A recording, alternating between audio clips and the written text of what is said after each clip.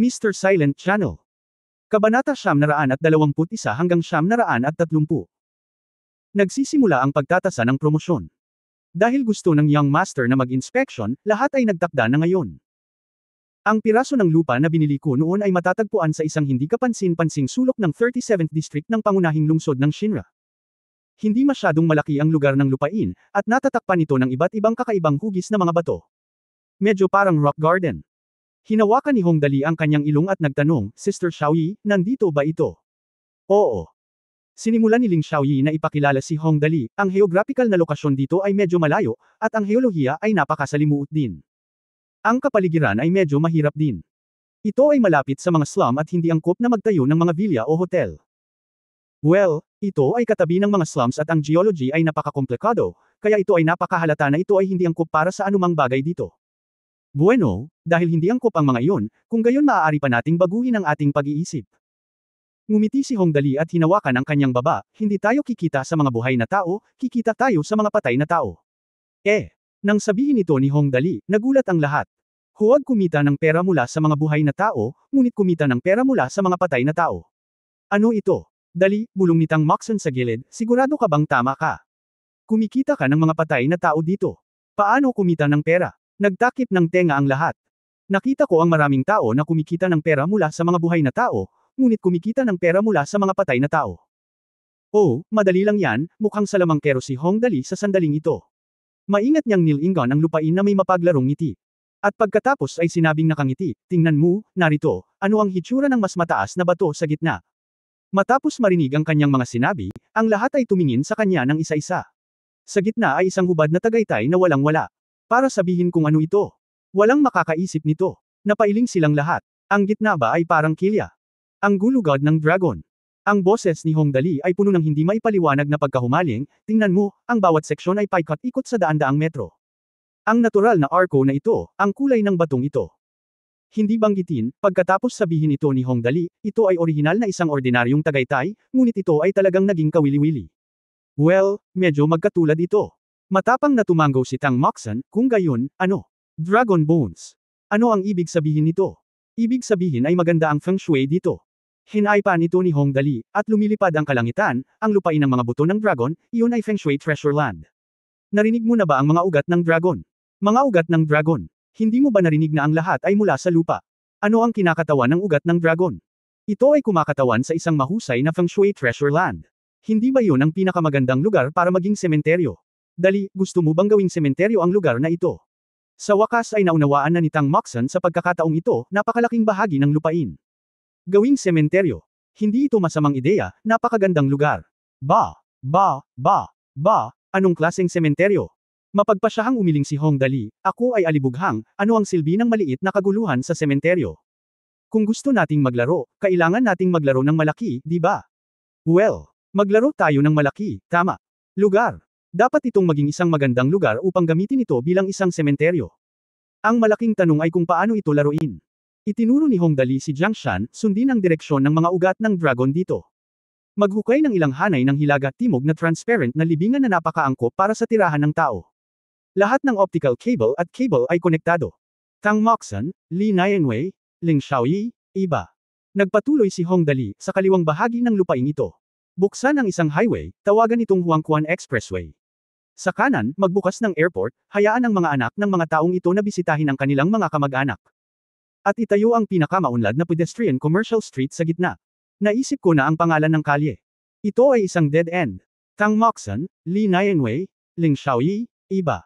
Ayos ba ito? Nagpatuloy si Hongdali, napakamahal ng lupa dito. Oo nga pala, magkano ang halaga ng villa na binili natin dito sa bawat metro kwadrado? Mabilis na sumagot si Ling Xiaoyi, 2,200 barya ng Galaxy, Young Master. Well, tama iyan. Ang mga libingan dito ay nagkakahalaga ng hindi bababa sa 5,000 kada metro kwadrado. Umiling si Hongdali, huwag isipin na ito ay masyadong mahal. Nakita mo ba ang lahat ng mga puno sa silangang bahagi? Mayroon akong maliliit na speaker na nakasabit sa bawat puno, nagpapatugtog ng tunog ng trapiko 24 na oras sa isang araw. Pagkatapos ay itinuro niya ang kanluran, lahat ng maliliit na bag ng dumi dito ay binuldoze at ginawa gamit ang mga simpleng shed. Anong klaseng one-stop ramen mall at ang barbecue? Serbisyo. Ayusin ang isang hanay ng mga security guard dito. Kung walang mangyari, itaboy sila at tumakbo sa lugar na ito para maging masigla ang lugar na ito. Tang Moxon, Li Nianwei, Ling Xiaoyi, iba. Sa huli, nagtapos si Hong Dali, hindi namin tatanggapin ang mga ordinaryong tao na pipili ng lugar na ito para sa napakagandang Dragon Vein. At least sila ay mga mayayamang tao na kayang bayaran ang sementeryo ng daan-daang metro kwadrado. Oo nga pala, lahat ang modelo ay may kasamang kabaong, may flip-top leadman o sliding lead. Ang lahat ay ganap na nawasak. Siya nga pala, kanino mo natutunan ang seryosong kalokohang ito? Kung totoo ang sinabi ni Hong Dali, kung ang ganoong kalaking lugar ng lupa ay talagang hamukay ng napakaraming sementeryo sa ilalim ng lupa, ito ay kakilakilabot. Nakakahiya, mas mahal ang sementeryo na ito kaysa sa isang normal na villa. Pinilit ni Ling Xiaoyi na pigilin ang kanyang pagtawa at seryosong tumango, "Okay, young master, naiintindihan ko. Ako na ang mag-aayos kapag nakabalik na tayo." "Well, yes." Tumango si Hong Dali na may malaking kasiyahan, tandaan, dapat malaki ang layout. At least kailangan natin ng puhunan na 30 hanggang 50 milyon para maging disente. Hehe, 30 hanggang 50 milyon, 350 attribute points iyon. Garantisadong muli ang ating health index, haha. Dahil dito, nag-uusap at nagtatawanan ang lahat nang biglang tumunog ang communicator. Sa sandaling konektado ang koneksyon, lumabas ang boses ni Jiang Chenzo, "Dali, nasaan ka? Halika dito Dali, magsisimula na ang pagtatasa ng promosyon sa virtual na mundo." Pagsusuri sa promosyon. Ito ba ang pagtatasa ng promosyon para sa mga peripheral nobles? Nagsimula na. Ano ang kinalaman niyan sa akin? Nagtataka na tanong ni Hong Dali, okay lang ba kung hindi ako pumunta? Anyway, sa tingin ko ay medyo maganda ang kulay ng damit ng aking peripheral noble, at ayaw kong baguhin ito. Hong Dali. Namutla sa galit ang mukha ni Jiang Chenzo, dapat may limitasyon ang pagiging walang puso, bastard. Kung hindi ka makapasa sa pagsubok sa pag-promote, ikaw ay bawian. Iyong peripheral noble qualifications. Kung gayon ano? Walang siglang sinabi ni Hong Dali, gusto ko talaga ang outfit na ito para sa peripheral nobleman na ito. Hindi yun mahalaga. Ang mahalaga ay ang gantimpala para sa pagtatasa ng promosyon, tanga ka. Nag-aalalang sabi ni Jiang Chenzo. Ang bawat level ay may kaukulang reward, gaya ng mga villa, mothership, escort, at start-up funds. Kapag mas mataas ang iyong aakyat, mas nagiging exaggerated ito. Hindi ka pa nabibigyan ng grado. Kailangan mong makilahok sa promotion assessment na ito bago ka mamarkahan. Ibibigay ang iyong mga reward na iyon. Kung hindi, ito ay magiging isang maling pangalan lamang at magkakaroon. Napakahalaga. Nang sabihin ito ni Jiang Chenzo, biglang natauhan si Hong Dali. Ayun, matagal na akong double nobleman, at parang wala akong nakuhang benepisyo maliban sa mga damit. Paano ito posible? Bilang isang alibughang antas ng Diyos, tila dapat siyang sumali sa kasiyahan sa gayong okasyon. Okay, alam ko, mabilis na tumanggaw si Hong Dali, kung gayon, pupunta ako sa punong tanggapan ngayon, di ba? Ito ay halos pareho, bilisan mo, ang babala ni Jiang Chenzo, hinihintay ka namin ni Tianzang sa virtual na mundo. Siya nga pala, nandito si Li Tianxing sa pagkakataong ito. Hindi ko alam kung bakit siya nandito. Anyway, nakikita ko siyang malungkot. Andito rin si Li Tianxing. Anong ginagawa ng lalaking ito? Walang kinalaman sa kanya ang promotion assessment, di ba? Okay, mukhang kailangan kong kumilos ulit. Walang gana na tumanggaw si Hong Dali, well, andito na tayo. By the way, itong mga bastos ko ay pwede namang dalhin, di ba? Kung hindi mo ako hihilingin na dalhin sila, gagawin ko. Hindi ako pupunta. Hindi ba't sinabi ko na sa iyo ang tunay na sikreto ng pagiging alibughang anak? Hinding-hindi ako gagawa ng anumang bagay na maaari kong hilingin sa natalo na gawin. Okay, no problem, bibigyan kita ng privilege. Pumunta ka lang dito Dali. Sabi ni Jiang Chenzo at direktang pinatay ang communicator. Oops, ang ganda ng treatment natin. Espesyal pang ang binigyan kami ni Jiang Chenzo ng mga espesyal na pribilehyo. Tila na para harapin si Li Tianxing, si Jiang Chenzo ay talagang handang gumastos ng pera hehehe. Kuya Tianxing, pasensya na talaga, ngayong araw yata ay depressed ka na naman. Okay, bumalik muna tayo, ngumiti si Hong Dali at hinimas ang kanyang ilong, hilingan ang lahat na magtipon. Well, tingnan natin ang pagtatasa ng promosyon at tingnan kung anong uri ng mga halimaw ang naroon. Makinig sa kanya ito ay kawili-wili, at lahat ay tumawa. Kung makikipag-hangout ka sa Young Master, mag-e-enjoy ka sa magagandang bagay at uminom, at hinding-hindi ka ma-depress. Pagsusuri sa promosyon. Hoy hey, magsaya tayo. Hindi nagtagal, bumalik ang lahat sa street. Hyberg Hotel, at sa loob ng maikling panahon, lahat ay nasa lugar na. Ang listahan ng mga taong lumahok sa Peripheral Noble Promotion Assessment sa Hong Dali sa pagkakataong ito ay ang mga sumusunod. Kinuha ni Hong Dali ang 4 na dilag, sina Tang Moxon, Li Nianwei, Lin Chuyin, at Zhang Yi. Pinamunuan ni Ling Xiaoyi si Liang at iba pang 9 na gangster. Nandyan si Lucifer, ang anghel ng kapahamakan, si Levi, ang sobrang matipunong lalaki, si Christina, ang reyna ng gabi, ang demonyong may dugo, sila Wampir, at Xiaobai Heko. Sa pagtingin sa line-up sa harap niya, nagpahayag ng malaking kasiyahan si Hong Dali. Nakangiting tumango ang lalaki, pagkatapos ay pinitik ang kanyang mga daliri. Okay, ngayong nandito na ang lahat, umalis na tayo. Virtual na mundo. Dali, sa wakas ay narito ka na. Si Jiang Chenzo ang unang bumati sa kanya at nag-aalalang sinabi, ngayon ay nagsimula na ang mga tao sa pagtitipon, tayo ay mabilis. Tumingin si Hong Dali kay Jiang Chenzo at pagkatapos ay kay Yin Tianzong, hindi siya nagmamadaling umalis. Ngunit nagtanong muna, sasabihin mo, kung tatawagan mo ako dito ng nagmamadali, may iba pa bang gagawin si Li Changs? Chapter 922, okay lang bang sabihin ito ng personal? Nang marinig ito ni Hong Dali, nagkatinginan sina Jiang Chenzo at Yin Tianzong at sabay na bamantong hininga. Bamulong si Yin Tianzong, dapat mong tanungin si Chenzo tungkol dito. Medyo mataas ang pressure sa kanyang tagiliran, habang ang aming pamilya Yin ay medyo relaxed. Pressure. Sa pagtatasa ng promosyon ng mga peripheral nobles, kayong mga galactic nobles ay nasa ilalim ng maraming presyon, kapatid. Hayaan mong sabihin ko sa iyo. Tumingin si Jiang Chenzo sa grupo ng mga tao sa likod ni Hong Dali. Madalas makita ang mga taong ito, kaya wala siyang intensyon na itago ito. Sa madaling salita, ito ay tungkol sa nakaraang Galaxy Super Robot War. Dulot ng Galactic Super Robot Wars. May kinalaman ba iyon sa pagtatasa ng promosyon? Ano ang ginagawa mo sa iyong matagal na presensya? Natalo si Li Tianxing sa kompetisyong iyon, at ikaw ang huling kampyon, tama ba? Sabi ni Jiang Chenzo. Oo, tama iyan. Nakolekta ko na ang lahat ng gamit at ginastos ko ang lahat ng pera. Ano ang mali? Nanlaki ang mga mata ni Hong Dali, gusto nilang bawiin ang pera. Damn it, ito ay isang nakamamatay na awayan upang putulin ang yaman ng mga tao. Alam mo ba, hahagupitin ko siya ngayon. Ginastos na ng lola niya lahat ng pera niya, paano kung gusto pa niyang bumalik? Hindi kita matatawag na Hong Dali kung hindi na sample kita ng mukha na puno ng bulaklak. Paano niya nagustuhan ang mga bagay na iyon? Sabi ni Jiang Chenzo, ang susi ay nasa kompetisyong ito, si Lord Malong, isang mataas na ranggo na nobleman ng DM Star Territory, ay nangako na kapag nanalo siya sa championship, dadalhin niya siya sa headquarters ng DM Star Territory. Espesyal na pagsasanay. At hindi siya nakarating dahil natalo siya. Gulat na sabi ni Hong Dali, oh my god, baka baliw siya. Hindi siya baliw, pero halos pareho lang. Malalim na sabi ni Jiang Chenzo. Napabuntong hininga, ang kanyang ama, si Li Hanhong, ay miyembro ng Presbyterian Church at noon pa man ay gustong kontrolin ang Presbyterian Church. Kaya sinamantala ko na lang ang pagsubok na ito sa pag-promote para bigyan ng kulay ang aking lolo. Ang dami ng impormasyon sa pangungusap na ito ay medyo malaki. Sandali lang, medyo nawala sa isip ni Hong Dali, gustong kontrolin ng ama ni Li Tianxing, si Li Hanhong, ang Presbyterian Council, tama ba? Oo, tumango si Jiang Chenzo. Kung gayon ang iyong lolo ay tiyak na hindi tatayo sa kanya, tama ba? Tanong ulit ni Hong Dali. Oo, talagang hindi. Patuloy na tumango si Jiang Chenzo. Biglang nabaliw si Hong Dali at sinabing, ngunit kaya nilang gawin ang anumang gusto nila, at bakit ito nauugnay sa pagtatasa ng promosyon? Ano ang kinalaman niyan sa akin? Ako ay alibughang, hindi politiko. No wonder, nabaliw si Hong Dali. Sinabi mo na maaari mong lutisin ang mga masasamang bagay tungkol sa iyong mga maharlika sa galactic sa loob kahit ano ang gusto mo, kaya bakit kailangan mo pa akong isama?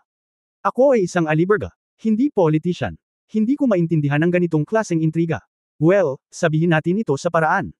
Matagal na napabuntong hininga si Jiang Chenzo, halimbawa, nagturo ka ng daan-daang estudyante at bibigyan mo sana ng pagsusulit ang mga estudyanteng ito, ngunit biglang dumating ang isa pang guro.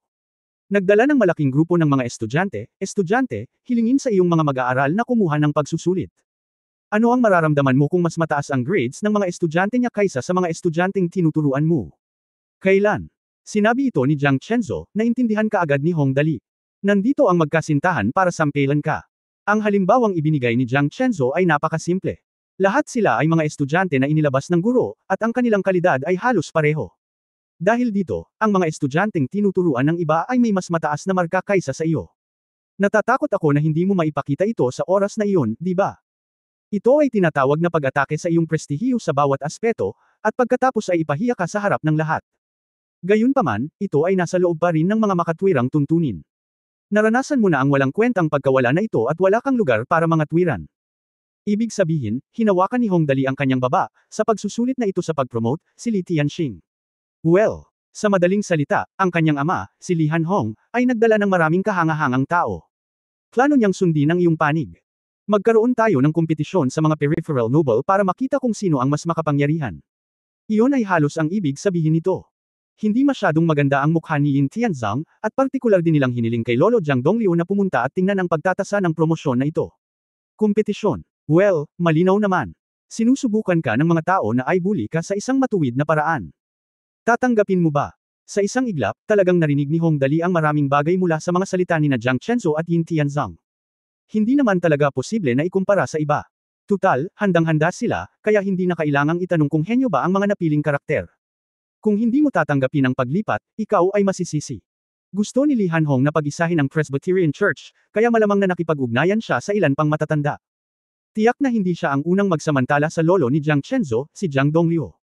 Sa madaling salita, dapat mayroong ilang tao sa Presbyterian Church na malinaw na sumusuporta kay Li Hanhong. Para magawa ito, naniniwala akong dapat may mas makapangyarihang taga-suporta sa likod ni Li Hanhong. Sinabi ko, ang Chenzo na iyon, ngumiti si Hong Dali na parang matandang Zorro sa oras na ito, tiyak na may tao sa itaas ni Li Hanhong, tama ba? Well, tama iyan. Tumango si Jiang Chenzo, ang ama ni Li Hanhong ay si Li Tianxing. Ang aking lolo, si Li Xuancheng, ay isa sa 5 emperador tulad ng aking lolo, ngunit siya ay medyo mas makapangyarihan kaysa sa aking lolo. Kailan? Sinabi niya ito, naintindihan kaagad ni Hong Dali. Malamang, sinamantala ni Li Hanhong ang katotohanan na natalo si Li Tianxing sa laro at nawala ng pagkakataong pumunta sa Dimu Star Territory Headquarters para sa karagdagang pag-aaral, kaya inanyayahan niya si Li Xuancheng, ang pinakamakapangyarihang tao sa pamilya Li, na lumapit at makipag-ugnayan sa iba pang miyembro ng Presbyterian Council. Specifically, frustrated lang ang apo. Kailangan mong tulungan siyang maghanda ng daan at makakuha ng mga mapagkukunan. Sa pamamagitan ng pagkontrol sa Presbyterian Council, maaari mo ring pangalagaan ang Hong Dali at iba pa. Si Li Tianxing ay dumanas ng napakalaking kawalan. Isa rin siya sa 5 emperador kung tutuusin, kaya hindi siya maaaring maging duwag lang, di ba? Kailangan mong malaman ito, tama.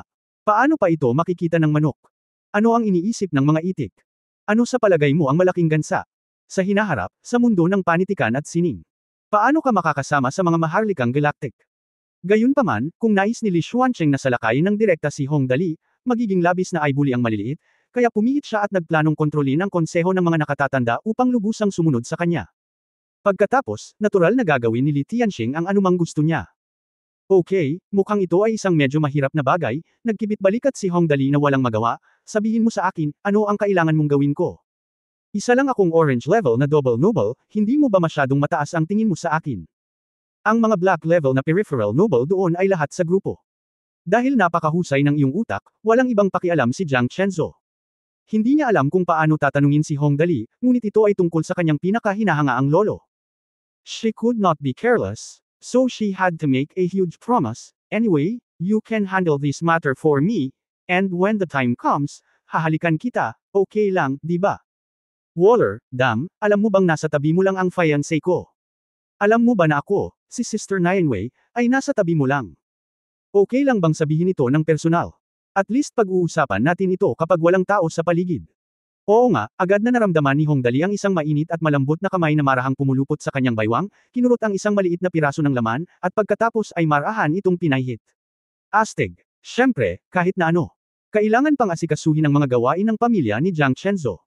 Pagkatapos ng lahat, si Lolo Jiang Dongliu ay medyo mabait sa amin at medyo malapit kami sa isa't isa. At bilang isang peripheral nobleman, dumaan pa rin ako sa back door. This can't be justified kung hindi ko seseryosohin. Tungkol sa ganitong uri ng bagay, bagamat ginamit ni Tang Moxon ang kanyang mga aksyon upang patunayan ang kanyang kawalang kasiyahan sa nalalapit na pag-iibigan ni Hong Dali, sa kabilang banda, sinunod niya ang prinsipyo ng hindi naghahanap ng kanyang sariling kaginhawahan ngunit naghahanap ng kawalang kasiyahan ng ibang tao. Gayunpaman, napakasaya niyang lumahok kung magagawa niyang hindi masaya si Li Tianxing. At saka, kahit na hindi ako handa na manalo ng kampyonato sa nakaraang Galaxy Super Robot Battle sa simula, mayroon akong kinalaman dito, at tila hindi ko siya matutulungan. Ngunit alam mo na ang pagkilala sa iyong sarili at sa kalaban ay hindi magtatapos sa isang labanan. Bago ka pumunta, alamin mo muna kung sino ang mga mabibigat sa kabila, di ba? Kung hindi, kung sumabak ka sa ganito, hindi ka paglalaroan ng kalaban at hindi mo alam kung gaano kasaya. Chenzo, hindi nagmamadaling umalis si Hong Dali. Mabilis na alamin mo na ang bagay, ilan ang mga heavyweights mula sa kabilang panig sa kabuuan. Bakit hindi mo muna sila ipakilala sa akin? Well, sila ang mas mapanganib. Banggitin mo ito. Si Jiang Chenzo ay halatang mahusay na naghanda at mabilis na ipinakilala si Hong Dali isa-isa. Sa pagkakataong ito, si Li Xuancheng ang personal na namuno sa koponan. Kabilang sa kanila ay sina Li Tianxing, Li Hanhong, 4 na black level peripheral noble, 8 purple level na tao, at 10 blue level na tao. 6 na tao, 32 tao sa Saiyan level, at ilang iba pang lata. Well, kailangan nitong lumabas ang buong pamilya. Napakagaling. Ngunit teka, ilan pang Kanyan Kumpay ang naruroon? Ang pagtatasa ng promosyon ay nagdudulot din ng Kanan Fodder. Ano ang nangyayari sa Kanyan na Kumpay na iyon? Nanlaki ang mga mata ni Hongdali, hindi tayo lalabas para makipaglaban, di ba? Nagdadala ba tayo ng Kanyan na Kumpay? Ang mga Kanyan na Kumpay na iyon ay dinala dito ni Li Tianxing partikular na para kainisan ka. Pinulot ni Jiang Chenzo ang kanyang mga labi. Puno ng pang-aalipusta ang kanyang tono, itong si Li Tianxing ay isang bata na hindi kayang matalo. Hayaan mo akong magsalita para sa iyo. Ipinaliwanag ni Yin Tianzang kay Hongdali sa gilid, sa pagtatasa ng promosyon, pagkatapos na makapasok sa venue, hindi ka pinapayagang gumawa ng aksyon. Anuman ang hindi pagkakaunawaan sa pagitan ng dalawang partido, hindi sila pinapayagang mag-away upang guluhin ang pagkakasunod-sunod ng lugar. Paliwanag ni Yin Tianzang. Naintindihan naman agad ni Dali. Ang layunin ng mga Kanyan na Kumpay na ito ay upang pukawin ka na gumawa ng isang bagay. Kung sa panahong iyon ay hindi na siya isang peripheral aristocrat at isang ordinaryong tao lamang, mabuti, malamang na may gagawin si Li Tianxing sa kanya, tama ba? Napakahusay ng batang ito sa pagkalkula. Well, naiintindihan ko, kung gayon sino ang nandito sa panig natin. Si Hongdali ay walang pangako. Shot lang yun, so-so. Una, dapat nating maunawaan ang paghahambing ng lakas sa pagitan ng dalawang panig bago sabihin, kailangan nating magkaroon ng matatag na tao upang punan ang eksena.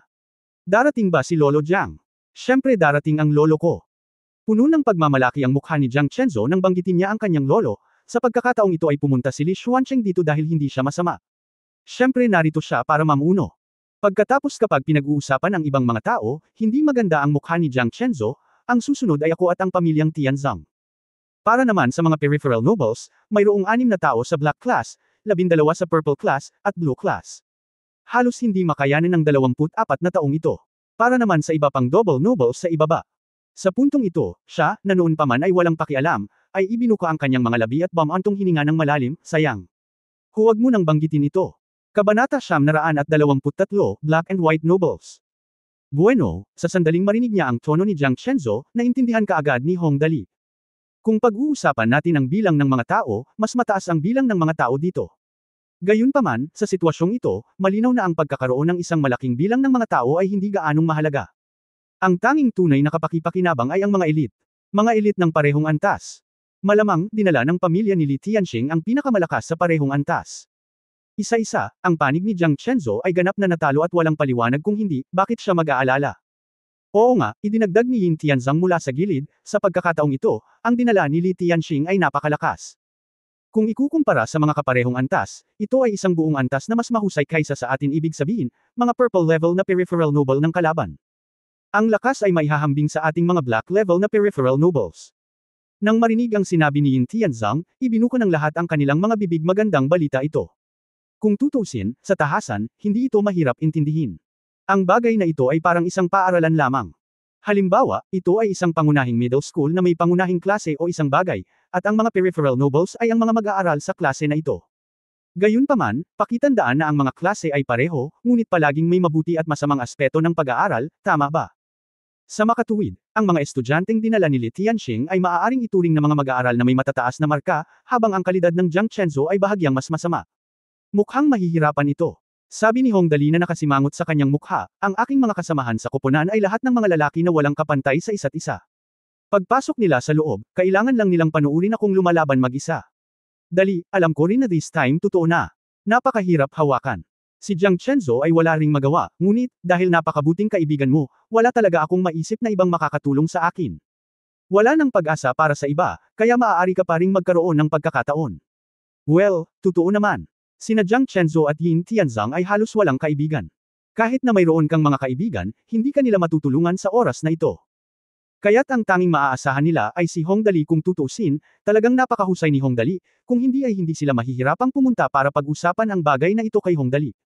Ang sitwasyong ito ay mas malinaw ngayon. Si Li Tianxing ay dumating na handa, at ang dinala lang niya ay ang pinakamakapangyarihang tao sa ilalim ng kanyang pamumuno. At dahil sa komprehensibong lakas ng pamilyang Li na kinakatawan ni Li Xuancheng, ang lakas ng mga peripheral nobles na ito sa ilalim ng kanilang pamumuno ay mas mataas kaysa kay Jiang Chenzo at iba pa. Para naman kay Jiang Donglio, sa totoo lang, walang makakagawa nito sa oras na ito. Bagamat ang mga peripheral nobles sa ilalim ng kanilang pamumuno ay medyo mahusay, sila ay ganap na hindi maihahambing kay Li Tianxing. Mukhang determinado na ang mukha na ito, malungkot na sabi ni Hong Dali, mayroon pa bang ibang bagay na nangangailangan ng pansin? Bilang karagdagan sa pamilya ni Li Tianxing, mayroon bang mga natatanging tao sa mga peripheral noble? Special outstanding. Pinag-isipan ito ng mabuti ni Jiang Chenzo at biglang sinabi, nga pala, naalala ko na mayroon ngang isa sa pinakamalakas na peripheral noble sa pamilya ni Li Tianxing. Lumabas daw siya para magnegosyo at bumalik kamakailan. Ang taong ito ay dapat ituring na buong pamilya. Isa sa pinakamalakas na peripheral nobles sa galaxy. Ha! Nanlaki ang mga mata ni Hong Dali, gaano kalakas ang pinakamalakas na peripheral noble? Sa pangkalahatan, ang mga peripheral nobles ay mas mahusay kaysa sa mga galaxy nobles. May kaunting pagkakaiba, ngunit pagkatapos itong ipaliwanag ni Jiang Chenzo kay Hong Dali, lahat ay biglang tumigil sa pagtingin dito sa ganoong paraan. Ang taong ito ay isang henyo sa mga henyo na napakabihirang sa ating buong kalawakan. Mabagal na sinabi ni Jiang Chenzo, siya ang kanyang pangalan ay Li Haokong, siya ay isang black and white noble, at isang hakbang na lang siya para maging isang tunay na galactic noble. Oo, naalala ko. Mabangis na tumanggo si Yin Tianzang, Li Haokong, ang kanyang tunay na pangalan ay Arnold, dahil sa kanyang pagganap. Siya ay napakahusay na ibinigay sa kanya. Ang espesyal na pangalan Li Haokong. Tumalon siya mula sa pulang antas patungo sa itim at puti na antas sa loob lamang ng 3 taon.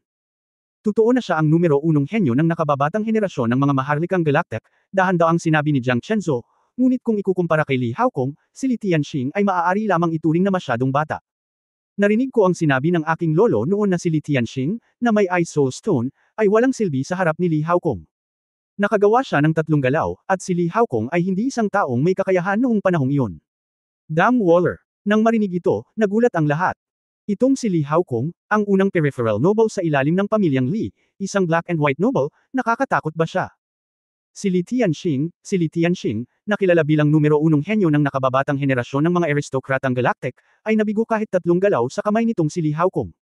Alam kong hindi magiging ganoon kadali ang paglutas sa pagkakataong ito.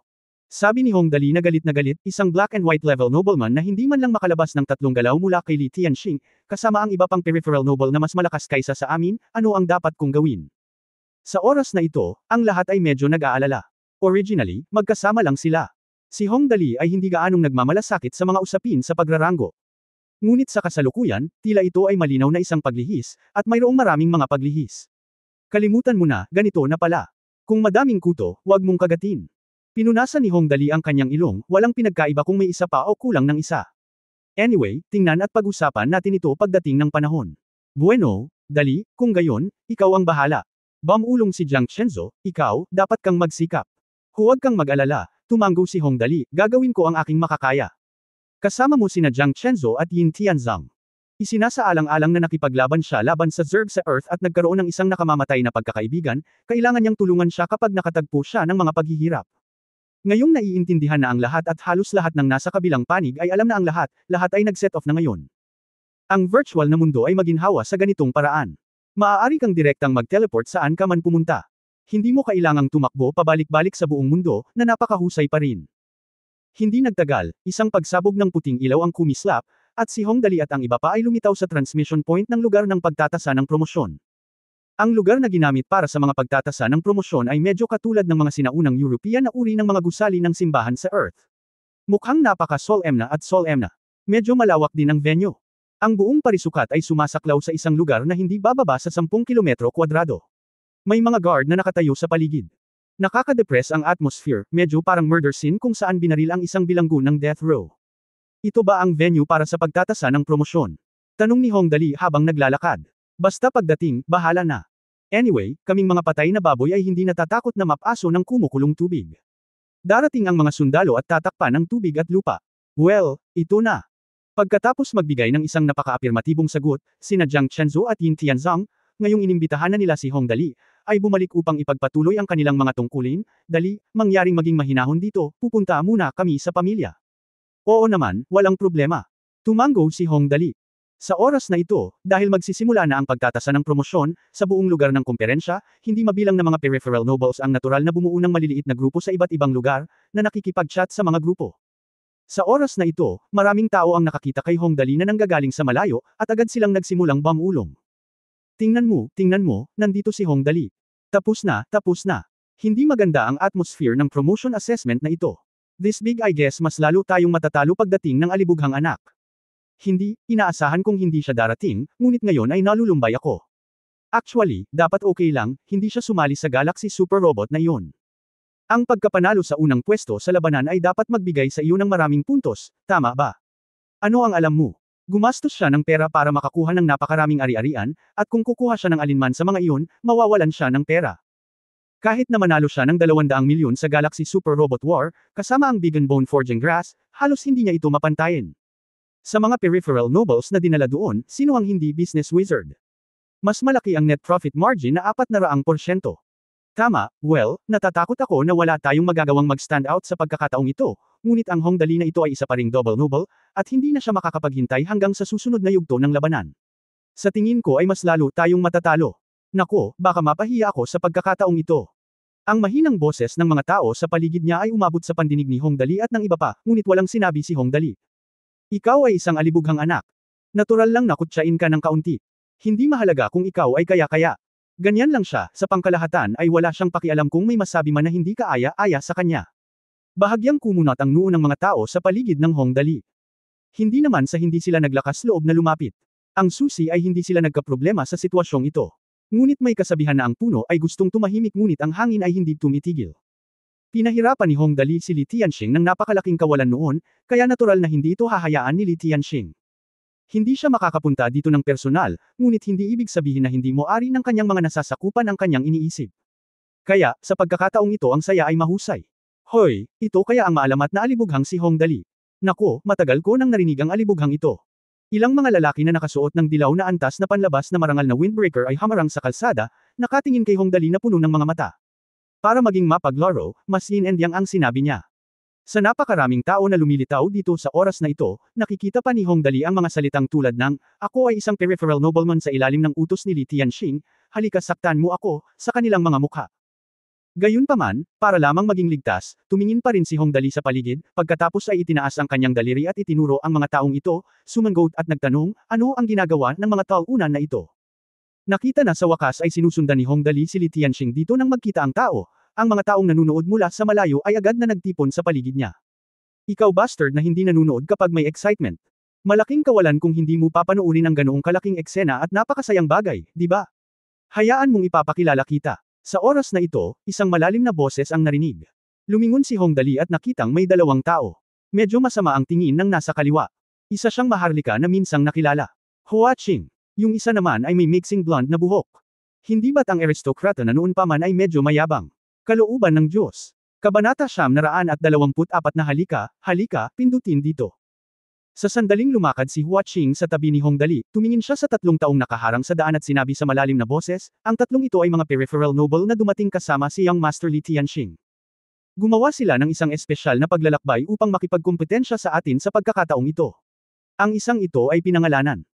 Sasabihin na sana niya ang kanyang pangalan, ngunit direktang pinutol siya ni Hongdali, hindi na kailangang ipakilala ang pangalan. Hindi ko pa rin maalala. Kailangan ko lang malaman na hindi siya sa atin. Nang marinig ang mga salita ni Hongdali, hindi napigilan ni Tang Moxon at ng iba pa ang tumawa.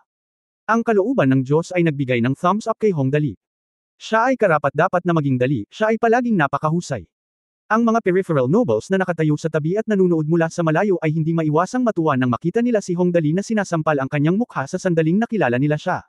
Kung tutusin, mga peripheral nobles ang makakarating dito. Saan man sila magpunta sa totoong mundo, sino ba naman ang hindi pagsilbihan ng kaunting paggalang at pagtango at pagyuko? Dahil dito, hindi man lang naalala ni Hongdali ang kanyang pangalan. Paano ito natitiis ng 3 taong ito? Oo naman, nang sabihin ni Hongdali na tinatamad siyang maalala ang kanyang pangalan, biglang nagbago ang ekspresyon ng 3 tao. Galit na sinabi ng nasa gitna, Hongdali, sa palagay mo ba ay dahil lang sa ikaw ay isang taong konektado, maaari mo kaming baliwalain? Kami ay mga dilaw na antas na peripheral nobles, kalahating antas na mas mataas kaysa sa iyo. How dare you be so arrogant? Tama. Walang kahihiyang inamin ni Hongdali, napakamayabang ko. Ano ang mali sa akin? Ang bentahe ng walang magawa dito ay kitang-kita. Hindi ba ito tinatawag na aksyon? Saka mayabang talaga akong ipakita sa iyo, in the first place pa yata balak mong i-provoke ako sa aksyon di ba? This time gusto kong makita kung sino ang gagawa ng first move. Galit na ikinuyong ng yellow-level peripheral aristocrat ang kanyang mga kamao, at pagkatapos ay biglang tumawa, haha, hindi ko inaasahan na magaling ka pala sa paglalaro ng rules. Well, tama, wala ka talagang magagawa dito. Kung hindi, mapaparusahan ka. Oh, walang pakialam na sabi ni Hong Dali, at saka sumangot, hindi kita masasaktan. Sayang ang oras para pag-alitan ka. Ang mabuting aso ay hindi humaharang sa daan, kaya bigyan mo ako ng daan. Tamad ba talaga siyang sumunod? Kalokohan ang pinag-uusapan nitong mga taunan, ano ang mabubunot nila dito? Ngunit wala silang magagawa. Sa pagkakataong ito, detalyadong ipinaliwanag ni Li Tianxing bago pumunta rito na hanggat maaari silang magdala ng kapahamakan sa Hongdali, hahayaan na lang nila ito.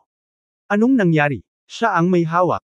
Anyway, dinala ni Li Tianxing ang mga tao dito ngayon para lang sampilan siya sa mukha, kaya natural na hindi siya natatakot na maging seryoso ang mga bagay. Hanggat si Jiang Donglio ay napipilitang iuko ang kanyang ulo, ang Presbyterian Church ay karaniwang magkakaisa. Hindi ba pwedeng gawin ang lahat ng gusto niya sa hinaharap? Kaya, nang makitang aalis na si Hong Dali, biglang naging mayabang muli ang tatlong yellow-level peripheral nobles. Hoy, yo, anong nangyayari? Handa ka na bang umalis ngayon? Halika, hindi pa tayo nakakalapit sa isa't isa, paano tayo aalis ng ganoon lang? Ano?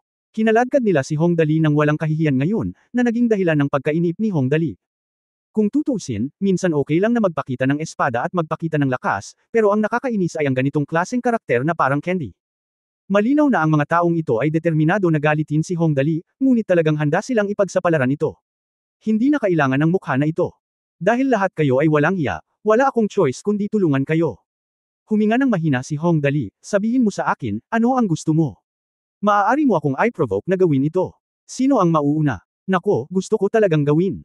Ha! Tuwang-tuwa talaga ang yellow-level peripheral noble na pinamumunuan niya.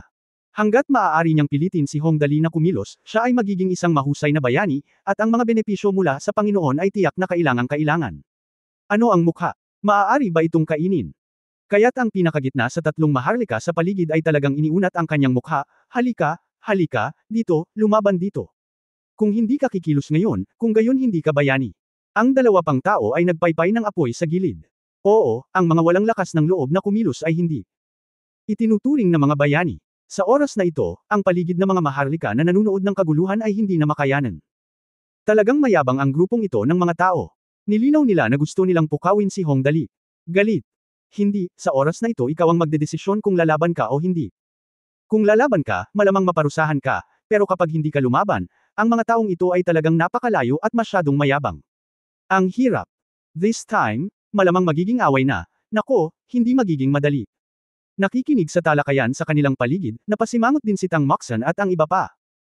Nilinaw ng mga peripheral nobles na ito sa oras na ito na gusto nilang kumilos ka, at pagkatapos ay ayon sa mga patakaran, mapaparusahan ka sa pagtatasa ng promosyon, at maaari ka pang mawala sa iyong katayuan bilang mga peripheral noble, pagkatapos ay maituturing silang matagumpay.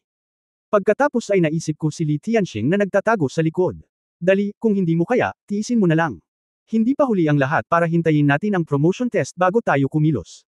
Palihim na hinayla ni Tang Moxon ang sulok ng damit ni Hong Dali, kung hindi, magdudulot tayo ng gulo. Kailangan mong makipaglaro sa kanilang mga kamay. Ano man ang mangyari, nais ni Hong Dali na tulungan si Jiang Chenzo bilang karagdagan sa kanyang sarili.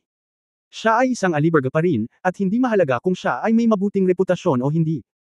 Kung talagang guluhin niya ang bagay na iyon dahil hindi niya ito mapigilan, magiging kawalang galang niya kina Jiang Chenzo at Yin Tianzong talagang tinuturing nila ang kanilang sarili bilang tunay na mabuting kaibigan. Pinagpustahan mo ang sarili mo sa ganyang importanteng bagay, hindi mo naman sila pwedeng pabayaan di ba? Kaya't walang siglang sumangot ng ilong si Hong Dali at mahinahong sinabi, talagang may iba't ibang uri ng tao, at lumapit sila at humingi ng sampal sa mukha. Nako, kalimutan mo na, nakakatamad talaga. Ibibigay ko muna ang mukha mo. Itago mo yan, mag-aaway tayo mamaya. Sabi niya at naghanda ng umalis. Ang tatlong dilaw na antas na peripheral noble ay biglang tumawa ng malakas na parabang nagtagumpay sila. Nagtawanan sila at sumigaw, "Oh, Hong Dali, nandito ka. Ito ay medyo matatagalan. Akala namin noong una ay direktang gagawa ka ng aksyon, ngunit hindi namin inaasahan na uurong ka. Haha, hindi ka naglakas loob na suntukin ako kahit papalapit ka sa akin. Nakaka-disappoint talaga. Oo, parang hindi. Yun lang. Nako, kung mag-iintay pa siya mag-start ang promotion assessment, siguradong bugbugin siya. Mas maigi na ang paliit ngayon, para hindi na lumiit ulit mamaya, ang pangit." Nagtawanan ang tatlong dilaw na antas na peripheral nobles. Lahat ng nasa gilid ni Hong Dali ay nagngangalit ang kanilang mga ngipin at naikuyom ang kanilang mga kamao. Sa katunayan, minsan hindi tayo natatakot sa malakas kundi sa mga walang hiya. Nakahinga ng maluwag ang mga taong nanunood sa paligid niya. Okay lang, okay, walang direktang away, kaya hindi naman masyadong masama kung tutuusin. Masyado talagang mayabang ang grupong ito ng mga tao. Hindi nakakagulat na sina Jiang Chenzo at Yin Tianzang ay nababalisa.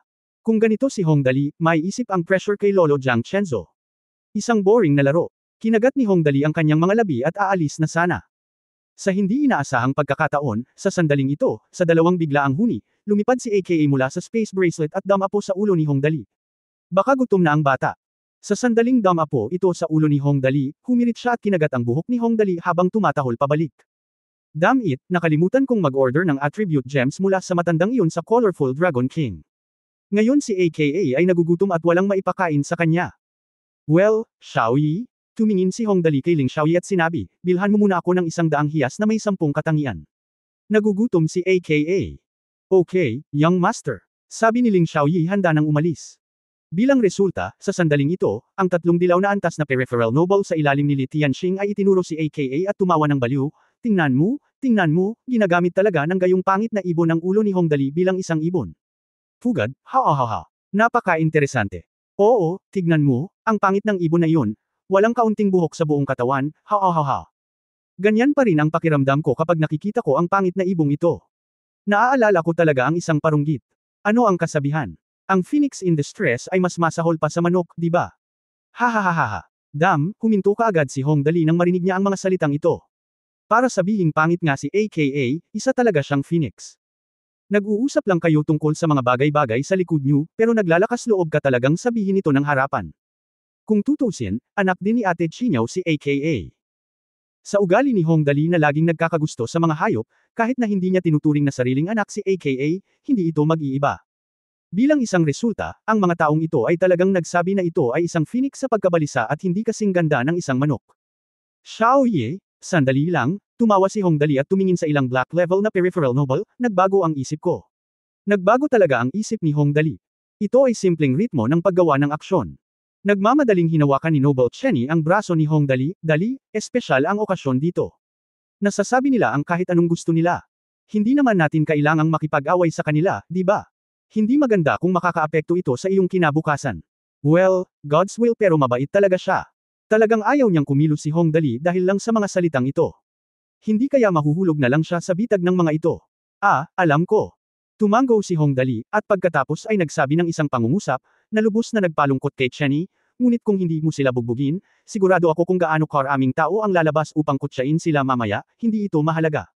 Huwag mag-alala. Huwag kang mag-alala. Malapit ka ng kumilos ngayon. Bakit ako mag-aalala? Sa sandaling marinig nila na talagang kikilos si Hong Dali, ang 3 dilaw na antas ng peripheral noble ay biglang naging mas masaya. Kung gusto ni Hong Dali na kumilos, iyon mismo ang gusto nila. Kung talagang ibababa nila ang Hong Dali, tiyak na makikinabang si Master Tianxing sa kanilang sarili sa hinaharap. Sa katunayan, sa huling pagsusuri, sa pagkakakilanlan ni Li Tianxing, maaari nga siyang direktang kumilos laban kay Hong Dali. Ngunit walang paraan, dahil nanalo si Hong Dali ng kampyonato ng Galaxy Super Robot Battle, at gusto na ngayon ni Li Tianxing na iwasan ang hinala, kaya hindi siya dapat gumawa ng anuman kay Hong Dali. Pero hindi ibig sabihin na hindi siya makakagawa ng aksyon ay hindi rin kaya ng mga tauhan niya. Lalo na sa ganitong okasyon, ang alitan ay normal at lohikal. Hindi katakataka na si Hong Dali ay nawala ng galit at kumilos pagkatapos na kinut siya. Bagamat hindi magandang sabihin na ikaw ay isang asong babae at gumagawa ka pa rin ng isang alaala na arko, ngunit kung minsan ito ay may ilang gamit. Tara, gusto mo ba? Dito, hit dito. Ang lalaking nagunat ng mukha noon ay nagtaas ng mukha sa pangalawang pagkakataon, pumunta ka rito, kung hindi ay magiging isang lalaking walang lakas ng loob. Kabanata 925, ang pinuno ng 5 emperador, si Li Xuancheng. Ang ikalawang provocation, ang pangalawang provocation mula kay Chi Guoga. Excited ang lahat sa paligid niya. Sa sitwasyong ito, kinailangan ni Hong Dali na kumilos. Ngunit sa sandaling kumilos siya, ang mga kahihinatnan ay magiging ganito. Haha, may nakalimutan akong sabihin ngayon lang. Nang makitang magaganap na ang aksyon, ngumiti si Hong Dali at sinabi sa lalaki, sa simula, gusto ko pa ring maglaro ng dahan-dahan, ngunit dahil hiniling mo ito. Aniya at tumingin kay Levi's na nakatayo sa isang tabi, Kuya Wise, ikaw na ang baalang kumilos. Well, maging matigas ka at huwag mo akong bigyan ng mukha. Bilang isang super, ang alibughang anak at ang talunan ay tiyak na hindi gagawa ng anumang bagay na malulutas ng mga kamay ng talunan. Siyempre ganun din sa sampal. Okay, young master. Ang Levi's ay walang anumang marka ng tinta. Ang mga kalamnan sa kanyang kanang braso ay direktang umuumbok, at sinampal niya ito sa buong mukha sa bilis ng kidlat.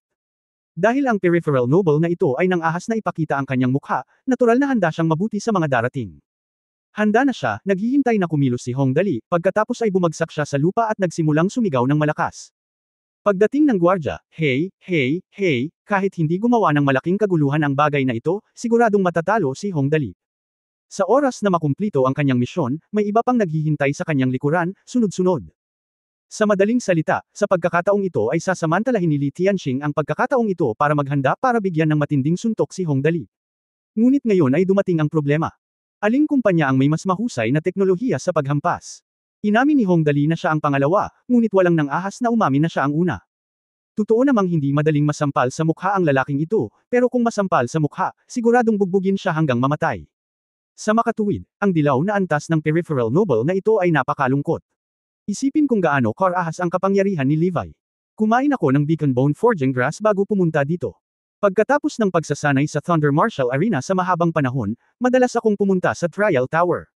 Kasama ang alibughang aura ni Hong Dali. Gayunpaman, sa napakalinaw na, pop, na tunog, ang dilaw na antas na peripheral na aristokrata ay umikot sa lupa ng higit sa 30 beses. Pagkatapos umikot, ang buong tao ay naging isang flash ng puting liwanag, oras na ng muling pagkabuhay. Nagkaroon ng hingal sa madla, at lahat ay natigilan. Talagang kumilos si Hong Dali, at ang lawak ng kanyang aksyon ay talagang malupit. Sa pagkakataong ito ay sinampal niya ang tao hanggang sa mamatay. Nagulat din ang dalawa pang dilaw na antas na peripheral noble. Tiyak na hindi nila inaasahan na si Hong Dali ay kumilos ng napakabilis at napakalupit. Wala na ang taong ito. Kahit na gusto mong tawagan ng mga gwardya, walang ebidensya, di ba? Ikaw, ginawa mo. Haha, ginawa mo. Bagamat bumalik sa punto ng pagkabuhay na maguli ang taong damaykit sa kanyang mukha, ang natitirang dalawang kasamahan ay nagsimula pa ring tumawag sa mga gwardya ng galit na galit, mga bantay, mga gwardya, may nananakit dito. Isang seryosong bagay ang matamaan ng isang tao sa pagtatasa ng promosyon na ito. Agad na lumapit ang 4 na gwardya at nagtanong, sino ang nananakit? May nananakit ba? May tao ba? Tumingin si Hong Dali sa paligid na may inosenteng tingin sa kanyang mukha at sinabing nagtataka, wala akong nakitang sinumang pumalo sa sinuman. Anyway, hindi ko nakita.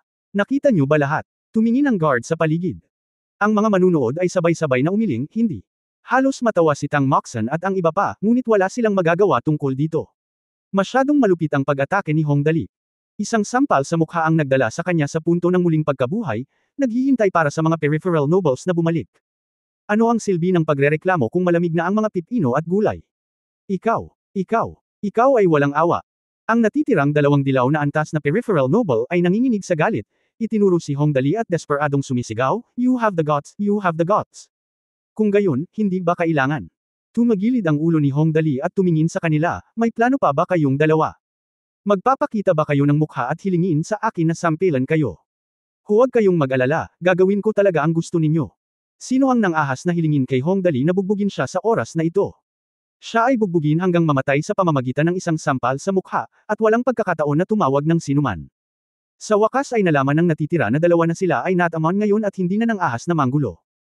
Sa pagkakataong ito ay si Hong Dali naman ang magpakita ng kanyang lakas, hindi ka ba masyadong mayabang ngayon? Bakit ka umatras pagkatapos mong magaling dito?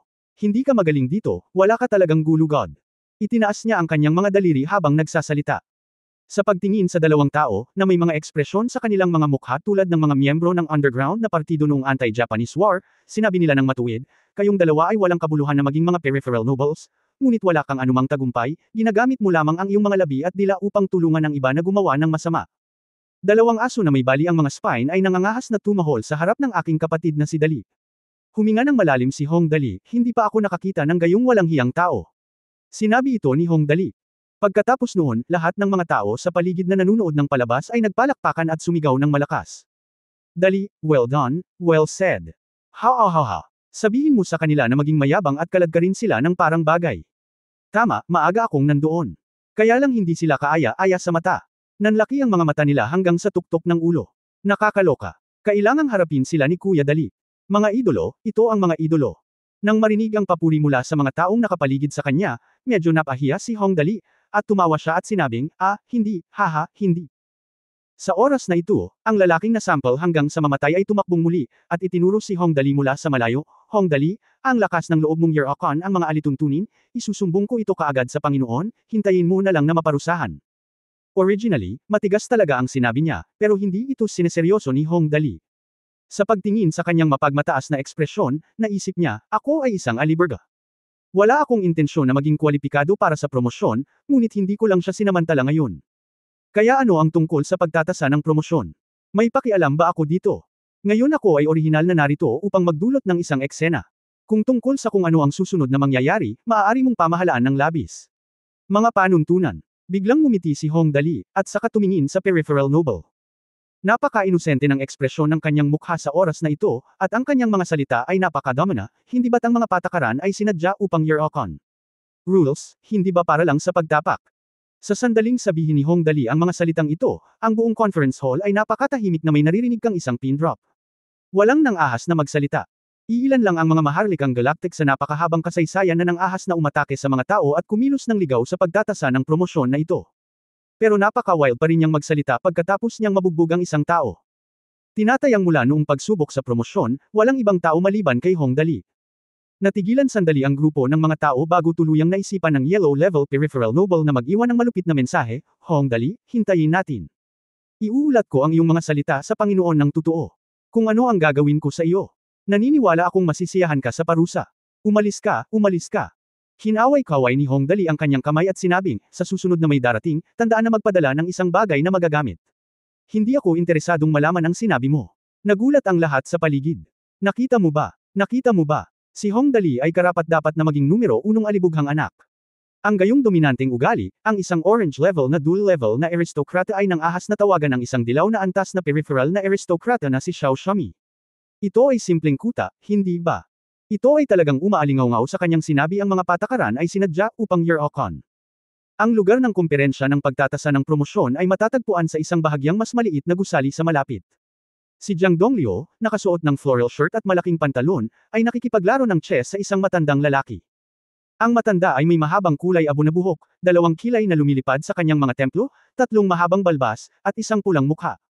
Bagamat siya ay tumingin sa kanyang mga 70s o 80s, ang kanyang pangkalahatang kondisyon ay mas masigla kaysa sa isang normal na binata. Ang matandang ito ay walang iba kundi ang lolo ni Li Tianxing, si Li Xuancheng, ang pinakamalakas na tao sa pamilya Li ngayon at isa sa mga martial emperors. Siya ay mukhang 70 o 80 taong gulang, ngunit ang kanyang aktwal na edad ay 126 na taong gulang. Ang pagsasanay sa martial arts sa buong taon ay nagpapahintulot sa kanya na mapanatili ang isang napakalakas na katawan. Kapag pinag-uusapan ng tungkol kay Li Xuancheng, kailangan nating banggitin ang haba ng buhay ng mga tao sa kalawakan. Sa Milky Way, dahil sa mabilis na pag-unlad ng agham at teknolohiya, ang haba ng buhay ng mga normal na tao ay tumaas sa humigit kumulang 120 taon. Gayunpaman, ang buhay ng isang mandirigma ay mas mahaba, mga 150 taon.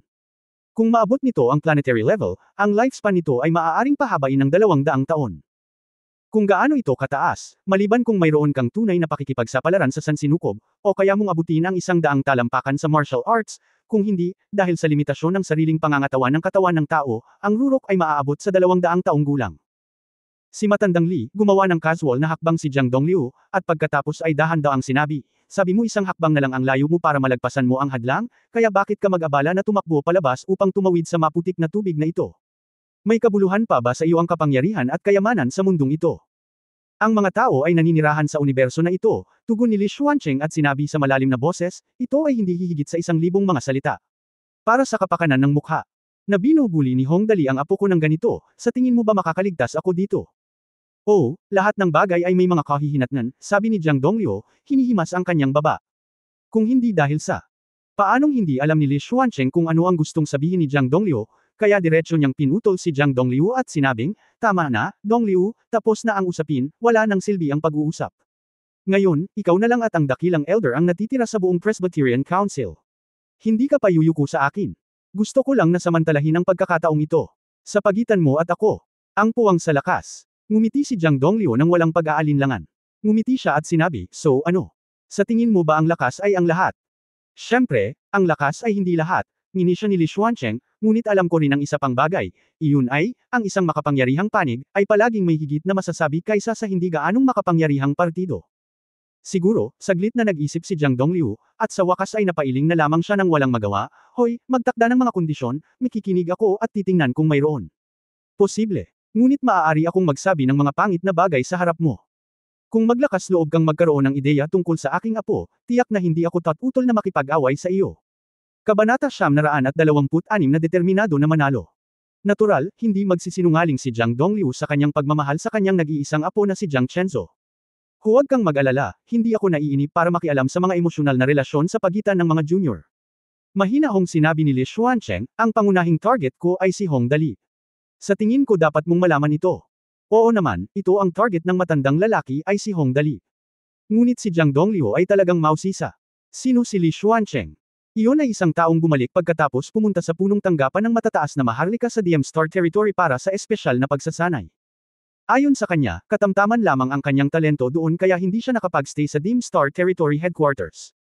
Gayunpaman, sa kabila nito, maaari siyang ituring na numero 1 eksperto sa kalawakan ngayon. Talaga bang aatakehin ng ganoong tao si Hong Dali nang may labis na kagalakan dahil sa usapin ng kanyang apo?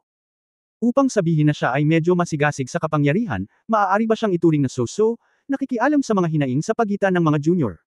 Magsusumikap ka ba para mahuli pabalik si Hong Dali? Kahit paano mo tingnan ito, tila hindi makatwiran. Matandali, hayaan mong sabihin ko sa iyo na ang iyong abako ay hindi maaaring maging kasing simple ng tila.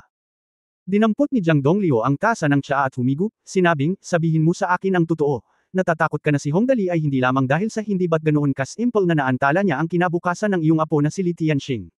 Hindi ko sasabihin sa iyo ang tiyak na dahilan.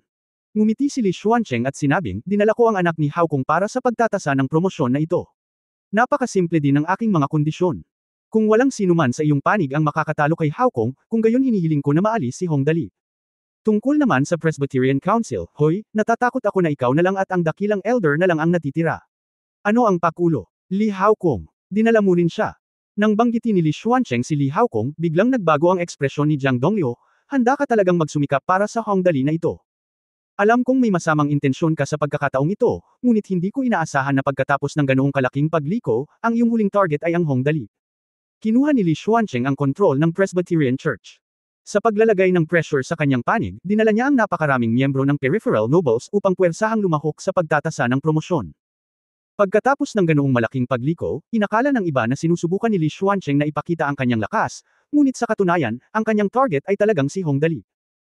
Ano sa mundo ang mayroon itong Hong Dali na sineseryoso ni Li Xuancheng anupat gumugol pa siya ng napakaraming lakas tao at material na mapagkukunan upang makipagdigma partikular para sa kanya. Hahaha, kung hindi, iniisip mo na ako ay umiikot sa isang malaking bilog dahil lamang sa maliit na problema ng junior. Tumawa ng malakas si Li Xuancheng, ito ay sapat na para bigyan kita ng mukha. Jiang Dongliu. Kung hindi, kung kontrolin lang ang Presbyterian Council, sasalakayin kita ng diretsyo, bakit mag-aaksaya ng oras dito kasama ka? Ang sinabi ni Li Xuancheng ay palaging nakakalito sa mga tao. Gustong basagin ni Jiang Dongliu ang kanyang ulo, ngunit hindi pa rin niya naiintindihan kung ano ang mayroon si Hong Dali na katumbas ng mga salita ni Jiang Dongliu. Isang lugar na labis na nagpapahalaga. Matagal siyang nag-isip at biglang nagsabi, hindi dapat tama, Lao Li. Sa katayuan at lakas mo, kung gusto mong mahuli si Hong Dali, hindi na kailangang dumaan sa napakaraming pasikot-sikot. Hindi ba matatapos ito kung kikilos ka na lang? Diretso, kumilos ka.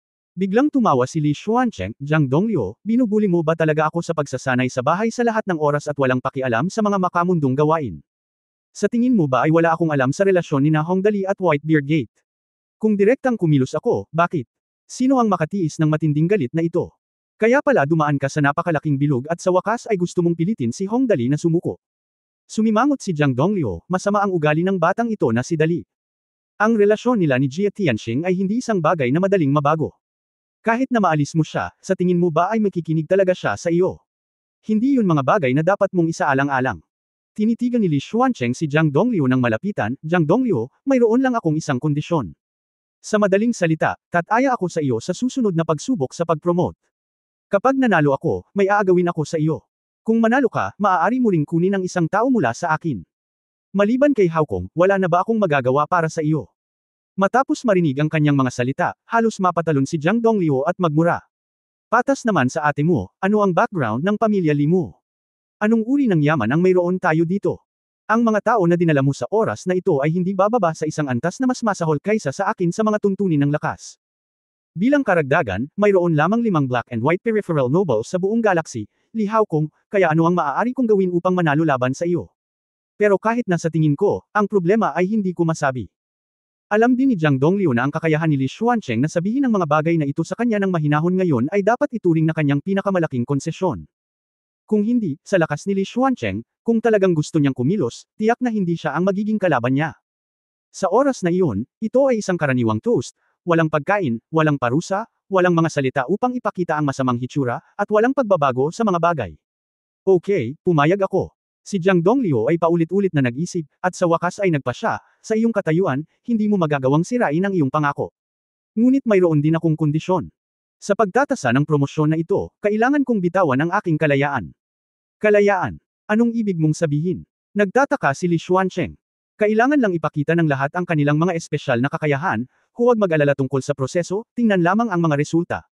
Sa wakas ay sinabi ni Jiang Donglio.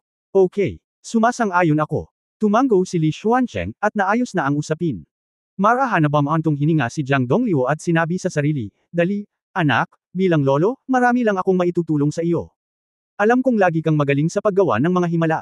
Sa huling Super Robot Battle, nakuha mo talaga ang pangatlong pwesto. Sana ma-surprise mo ang mga tao sa pagkakataong ito. Sa pag-iisip ng nakaraang Galaxy Super Robot Battle, medyo masaya si Jiang Donglio. Kung tutusin, hindi basta-basta sinabi niya ang pagiging kampyonato. Pero pagkatapos kong maging masaya, nag-alala na naman ako. Sa pagkakataong ito ang kalaban ni Hong Dali ay ang henyo na si Li Haokong, isang black and white noble, isang ganap na henyo, at hindi kapantay ni Li Tianxing. Hindi kalabisan na sabihin na ang talento ni Li Haokong sa martial arts ay hindi mas mababa kaysa kay Mo Chanji, ang nangungunang master sa East Galaxy. Sa oras na ito, sina Li Xuancheng at Jiang Donglio ay may kanya-kanyang ideya. Biglang kumatok ang isang gwardya sa pintuan at magalang na nagsabi, Panginoon ko, may humihiling na makita ka sa labas. Papasukin mo siya. Mahinang sabi ni Li Xuancheng. Sa pamamagitan ng pag-wave ng kanyang kamay, hindi alintana kung teritoryo man ito ni Jiang Donglio, direkta siyang nagdesisyon, Oy, diretso akong nagpasya, walang problema, di ba? Kung ano man ang gusto mo, nagkibit balikat si Jiang Donglio, akin ito. Walang halaga ang mukha ni Old Bones.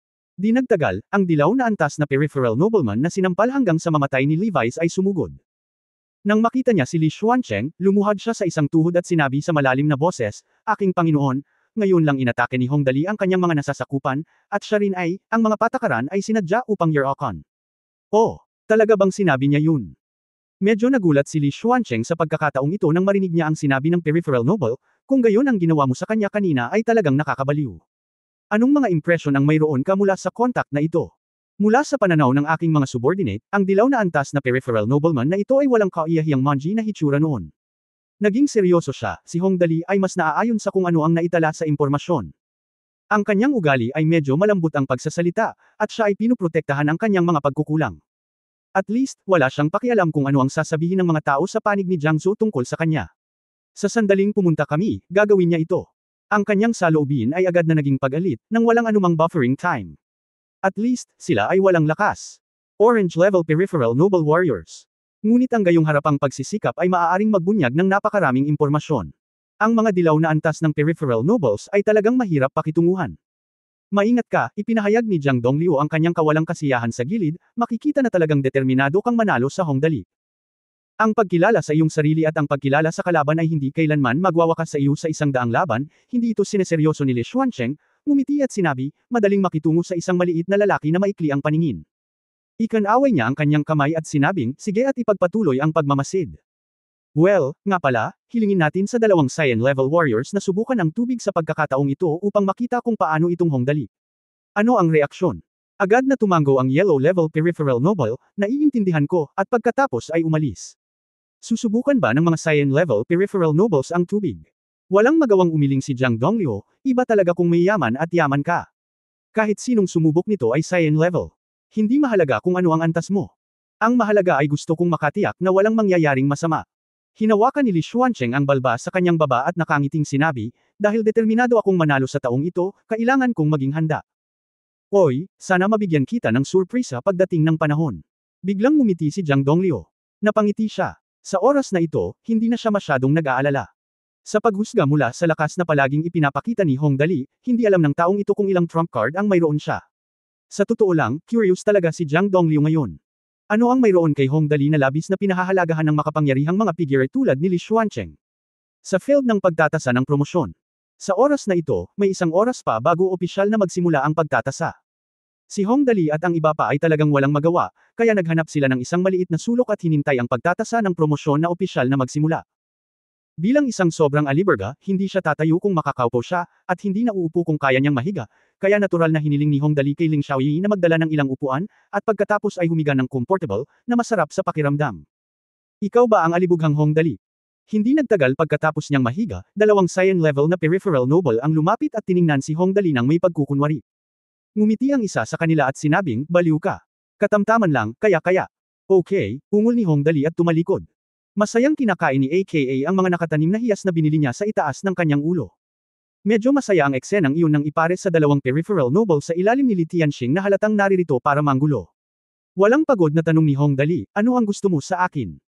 Don't tell me na pumunta ka dito para makipagbarilan sa akin. Syempre hindi. Nakangiting sabi ng isa sa mga cyan level na peripheral noble, narinig ko na napakalakas mo. Hiyang, kaya pumunta kami dito para makipagkompetensya sa iyo, paano? Kabanata 927 Pagsusuri sa pag-promote. Dito. Dumating talaga siya para humingi ng away. Muling tumalikod si Hong Dali at sinabing, hindi ba bawal ang makipag-away? Ihambing natin ito sa punto kung saan hindi ito itinuturing na isang away. Nakangiting sinabi ng cyan level peripheral nobleman, paano? Hindi interesado. Hindi na lang sila pinansin ni Hong Dali, pumunta ka na lang at gawin mo ang lahat ng kailangan mong gawin kung wala kang gagawin araw-araw. Inaantok na ako. Huwag mo na akong pakialaman. Matutulog muna ako. Ito. Pagkatapos ng lahat, sila ay mga peripheral nobles ng cyan level. Hindi makatwiran na humingi ng away ng walang kahihiyan. Nagkatinginan ng dalawang tao at pagkatapos ay naghanda na umalis, sa kasong ito, kailangan nating maghintay hanggang sa pagtatasa ng mandirigma mamaya. Humihingi ako ng payo sa iyo. Whatever, inunat ni Hong Dali ang kanyang katawan at sinabing, hanapin mo kung sinong gusto mo, hihiga ako saglit. Nagkatinginan ng dalawa at saka bumalik para ipagpatuloy ang kanilang buhay. Sa oras na ito, ang iba pang mga peripheral nobles ay medyo kinakabahan. Pagkatapos ng lahat, ang pagtatasa ng promosyon ay magsisimula na. Magtatagumpay man sila o mabibigo, bumangon o bumagsak, walang nakadama ng tiwala. Kung manalo ka, makakakuha ka ng maraming mapagkukunan. Kung matatalo ka, ang iyong industriya ay sumangga sa isang iglap. Ito ay isang magandang bagay para kay Hong Dali na siya ay natulog doon ng direkta. Ang dalawang cyan level peripheral nobles ang nabigo na hamonin si Hong Dali. Hindi sila inistorbo ni Hong Dali at nagmamadaling bumalik para magsumbong sa kanyang amo. Panginoon, hindi tinanggap ni Hong Dali ang aming hamon. Mukhang hindi na siya nag-aalala sa susunod na pagsubok. Sinabi ng isa sa kanila, at talagang natutulog siya roon ngayon. Ha, tulog. Medyo nabigla din si Li Xuancheng, maaari ka talagang matulog sa ganitong uri ng kapaligiran. Ito ay isang pagtatasa ng promosyon, na nauugnay sa mga prospect ng pag-unlad ng isang peripheral noble sa susunod na taon o kahit ilang taon. Sino ba naman ang maglalakas loob na hindi pansinin ito? Bagamat medyo nagbago ang mga tuntunin sa panahong ito kumpara sa nakaraan, isang bagay ang hindi magbabago. Ibig sabihin, yung mga peripheral nobles na matagumpay na sumulong sa promotion assessment. Ang mga benepisyong makukuha ay tiyak na hindi bababa. Halimbawa, orihinal na mayroon ka lang kabuuang asset na 1,000,000. Pagkatapos ng pagtatasa na ito, ang iyong mga asset ay maaaring biglang tumaas sa 10,000,000, o ang iyong mga asset ay maaaring maging 100,000 sa isang iglap sa ilalim ng gayong mga pangyayari, sino ang hindi kakabahan? Ngunit itong Hong Dali. Okay, bumaba ka muna, winagiway ni Li Xuancheng ang kanyang kamay, sabihin sa iba na huwag kumilos hanggang sa magsimula ang assessment. Oo, umalis ka agad ang dalawang cyan level na peripheral noble. Sinasabi na ang batang ito ay sikat sa pagiging walang puso, lubos na pinuri ni Jiang Donglio ang pagganap ni Hong Dali. Gusto ko lang ang kanyang ugali na hindi nagpapanik kapag may nakakaharap, haha, siya ay isang taong makakamit ang magagandang bagay. Ha, kawili-wili yun. Hinawakan ni Li Xuancheng ang kanyang balbas. Aniya, okay, this time magsisimula na ang promotion assessment, at magsisimula na rin ang bet natin. Punta tayo sa venue. Siyempre, nagkibit-balikat si Jiang Donglio, kung gusto mo. Sa labas ng lugar ng pagtatasa ng promosyon. Ang lahat ng mga tao na dumating upang kumuha ng pagtatasa ay nakikipag-chat sa kanilang sariling maliliit na bilog. Biglang pumasok mula sa gate ang mahigit 1,000 napakagandang dalaga. Sa sandaling pumasok ang mga kabataang babae sa eksena. Nakuha nito ang atensyon ng lahat. Well, nandito na ang mga auditor. Nang makita ang mga kabataang babae, agad na ipinakilala ni Hua Qing kay Ling Xiaoyi na nasa tabi ni Hong Dali, lalapit ang mga auditor upang kumpirmahin ang pangunahing data ng industriya kasama mo.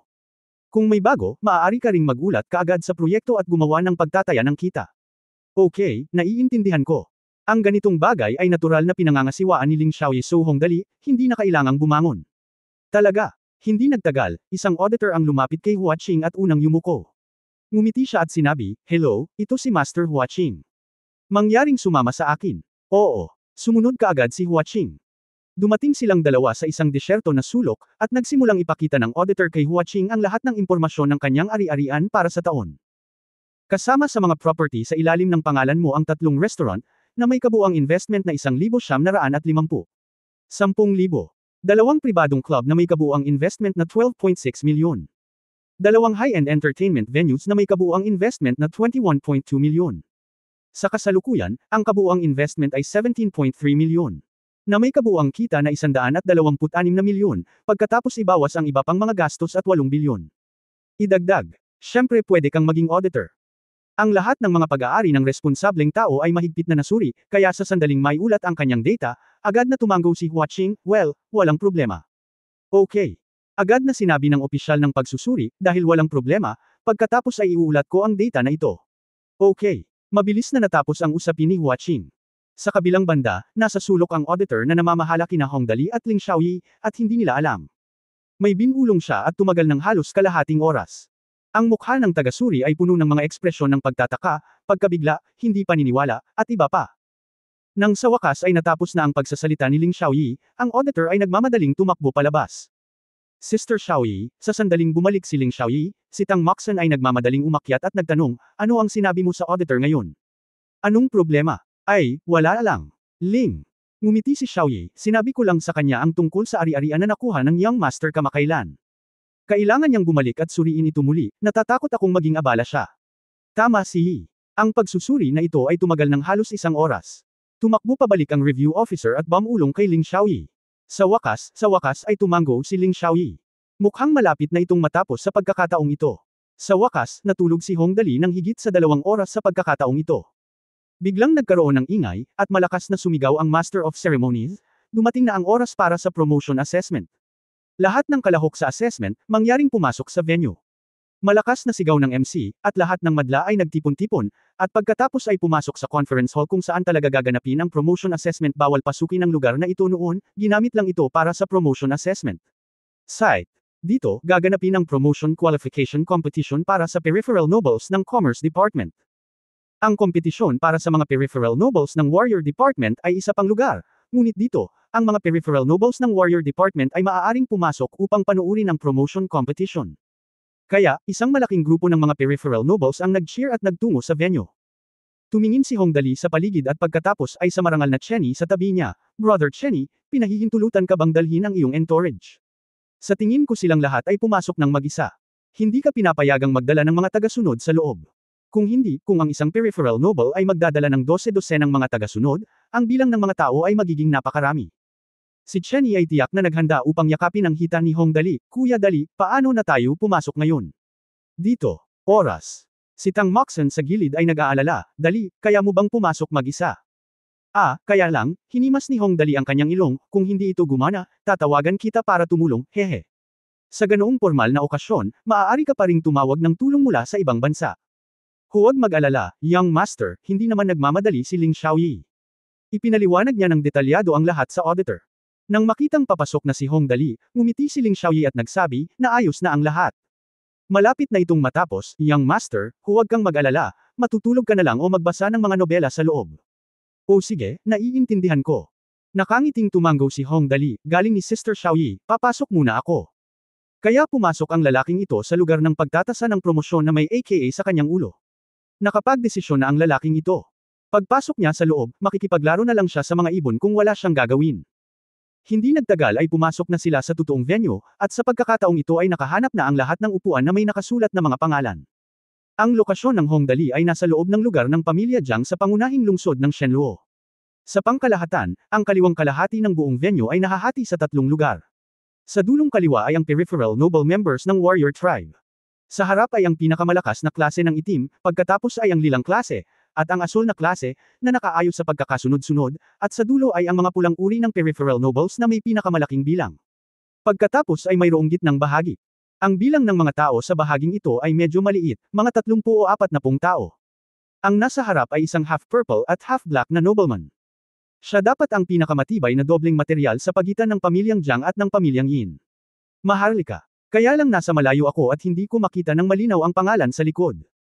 Sa likod ng half-purple double material na noble, mayroong blue-purple double material noble, pagkatapos ay blue cyan, green cyan. Pagdating namin sa kinaroroonan ni Hong Dali, medyo mas marami na ang tao. Mayroong humigit kumulang 6 na tao sa parehong antas ng Hong Dali, at mas maraming tao sa mas mababang antas, kabilang ang pula at orange, sa kabuuang 14 na tao. Kung gayon ang bahagi sa kanan ay ang pangunahing tauhan ng pagtatasa ng promosyon na ito ng Ministry ng Komersyo, ang mga tunay na maharlika sa paligid ng Ministry ng Komersyo. Ang mga una ay pa rin ang Black Level Peripheral Nobles, na sinusundan ng Purple Level, Blue Level, Cyan Level at iba pa. Sa huli, ang pinakamaraming Red Level na Peripheral Nobles ang mukhang pinakakinabahan. Pagkatapos ng lahat, mayroong maraming mga maharlika sa pulang antas, at ito ay pinakamadaling alisin ang mga ito. Ito ay kalahati lamang ng bahaging ito. Sa kabilang kalahati, ito ay ang peripheral aristokratikong grupo na dinala ni Li Tianxing. Ang pagkakaayos ng mga upuan ay katulad ng sa pamilya Jiang. Nahahati din ito sa seksyong mandirigma, seksyon ng dobleng marangal at seksyon ng negosyo. Gayunpaman, mayroong isang tao sa harap ng dobleng noble group. Sa isang iglap, ganap niyang nakuha ang atensyon ni Hong Dali. Ito ay isang binata na nakasuot ng half-black at half-white double material aristokratikong windbreaker. Pagtingin niya sa likuran, mga 1.9 metro ang taas niya, malapad ang balikat at mahaba ang katawan. Nakatali lang ng ribbon ang mahaba niyang asul na buhok. Mula sa likod, mukhang sobrang casual. Ngunit ipinaray sa kanyang windbreaker. Hindi na kailangang sabihin, natural na ang taong ito ang partikular na binanggit noon ni Jiang Chenzo. Ang pinakamalakas na peripheral noble na dinala ni Li Tianxing sa pagkakataong ito ay si Li Haokong, na pinangalanan ng pamilyang Li. Kabanata 928 magsisimula na ang kompetisyon. Sumulyap muli si Hong Dali kay Li Haokong, at pagkatapos ay tumigil sa pagtingin sa kanya. Anyway, wala namang kinalaman sa akin. Tingnan natin kung paano maglalaro si Li Tianxing sa pagkakataong ito. Ang matandang Diyos ay nasa kanyang panig, at ang iba pang dobleng maharlika sa paligid niya ay tumingin sa kanya na may kaunting amusement sa kanilang mga mata. Lalo na yung red and orange level noble sa likod, kumikinang ang mga mata ng tumingin sa kanya. Patayin mo, sa akin ang posisyon mo. Siyempre, walang interes si Hong Dali sa iniisip ng ibang tao. Inangat niya si AKA mula sa kanyang ulo at nagsimulang makipaglaro sa ibon. Maya-maya pa ay nakaupo na ang lahat. Sa oras na ito, malakas na inihayag ng Master of Ceremonies, gusto kong imbitahan kayong dalawa. Pumasok ang mga matatanda. Nang marinig ang malakas na sigaw na ito, lahat ng naruroon ay nagsaya at tumayo. Tumingin si Hong Dali sa malayo at nakita niya si Lolo Jiang Donglio na naglalakad kasama ang isa pang matandang lalaki na may puting buhok at balbas. Puting-puti ang buhok at kilay ng matandang ito, pero kung titignan sa sigla at tindig sa paglalakad, hindi naman siya mukhang matanda. Ang maaaring pumasok kasama si Jiang Donglio ay natural na ang lolo ni Li Tianxing, si Li Xuancheng, isa sa maalamat na 5 pinakamalakas na emperador. Sa likod nila, may kabuuang 6 na tao.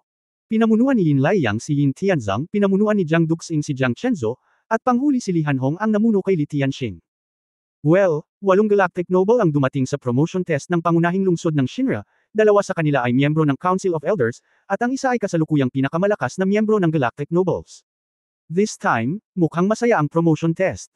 Lahat, mangyaring umupo. Itinaas ni Jiang Donglio ang kanyang kamay at pinindot pababa. Pagkatapos makaupo ang lahat, nagpatuloy si Jiang Donglio, hayaan mong ipakilala muna kita sa lahat. Itinuro niya si Li Xuancheng, ito, siya ang pinakamakapangyarihan sa ating Galaxy Nobles, Mr. Li Xuancheng. Pumunta siya dito ngayon hindi lang para pag-usapan ang mga bagay-bagay sa atin, kundi para din sa isa pang mahalagang bagay, ibig sabihin, gustong magsimulan ng taya ni Mr. Li Xuancheng. Matapos ipakilala ni Liu si Li Xuancheng, ang mga manunood ay sumambulat sa sobrang mainit na palakpakan. Pagkatapos ng lahat, personal na pumunta rito si Li Xuancheng sa pagkakataong ito. Bagamat medyo hindi malinaw ang layunin, hindi bababasa ang line-up ng panauhin para sa pagtatasa ng promosyon na ito ay napakalakas. Matapos lumipas ang palakpakan, naging curious ang mga tao tungkol sa Li Xuancheng na ito. Anong taya ang gagawin? Ang taya sa pagkakataong ito ay napakasimple. Nagsimulang magpakilala si Jiang Donglio, maraming tao ang dinala ni Mr. Li Xuancheng sa pagkakataong ito, at tiyak na nakita na ito ng lahat. Kaya ang nilalaman ng taya ay ang makipagkompetensya sa isa't isa para sa kani-kanilang mga tagumpay, mula sa negosyo hanggang sa warriors, all-round competition. Kung sino ang manalo sa huli ay mananalo. Napakasimple din ng taya. Ang panalong bahagi ay maaaring pumili ng isang tao mula sa natalong panig at alisin ito. Biglang nataranta ang pastahan. Maaari bang alisin ng nanalong panig ang isang tao? Walang kinalaman sa akin iyon. Si Li Haokong ang namamahala, at isa siya sa nangungunang 5 superhenyo sa buong kalawakan. Paano natin maihahambing sa kanila? Oo. Mukhang may iniisip itong si Li Xuancheng. Bahagyang ipinikit ni Hong Dali ang kanyang mga mata, alisin mo ako sa ganitong paraan. Hindi katakatakang dinala mo pa ang Li Haokong na iyon. Mukhang determinado siyang manalo. Ngayon ay naiintindihan na ni Hong Dali ang intensyon ng kabilang partido. Una, idiniin nila ang Presbyterian Council, pagkatapos ay dinala ang mga tao upang hamunin, at pagkatapos ay nagsimula ng isang laro sa pagsusugal. Pagkatapos ng isang malaking bilog, ang huling target ay ang aking sarili pa rin. Humalaklak si Hong Dali, ang lolo na ito ay talagang handang isakripisyo ang sarili niyang pera para sa kanyang apo. Sa oras na ito, nakita ng Master of Ceremony si Jiang Dongliu na natapos na sa pagsasalita, at agad na sumigaw ng malakas, "Outer Nobles, magsisimula na ngayon ang promotion assessment." Sabi niya sa sandaling ito ay sinabi, isang malaking pyramid-shaped holographic projection ang lumitaw sa gitna ng buong venue. Sa ilalim ng holographic projection na hugis pyramid, mayroong lahat ng mga pangalan sa pula. Ito ay isang malaki at siksikan na lugar, na ang bawat dalawang pangalan sa isang grupo, paikot-ikot pataas. Malakas na paliwanag ng MC, sa showdown na ito, ang matatalo ay direktang matatanggal, at ang mananalo sa isang laro ay ita level. Ang mananalo ng 3 laro ay isang beses na ipu-promote. Ang mananalo sa 5 laro ay 2 beses na ipu-promote. Pagkatapos ng 2 promosyon, makikipagkompetensya siya sa mga maharlika sa susunod na antas. Hamon, ang mananalo ay opisyal na na-promote sa susunod na antas. Sa madaling salita, ang mga patakaran ng kompetisyon na ito ay halos kapareho ng isang labanan sa arena.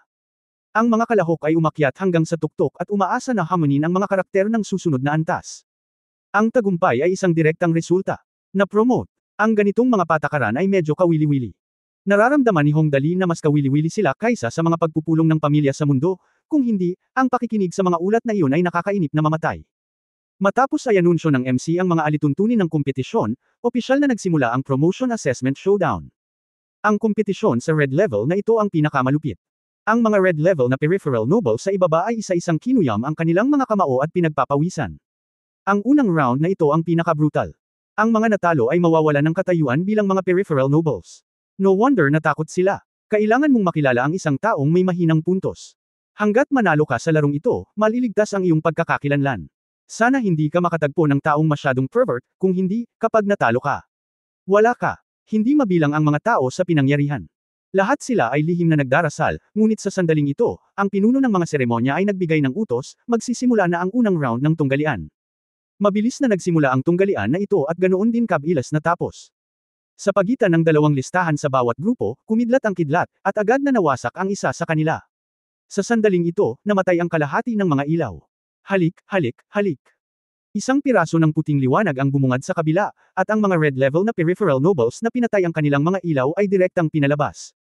Ang mga peripheral nobles na na-teleport ay kinansela ang kanilang mga marangal na kwalifikasyon.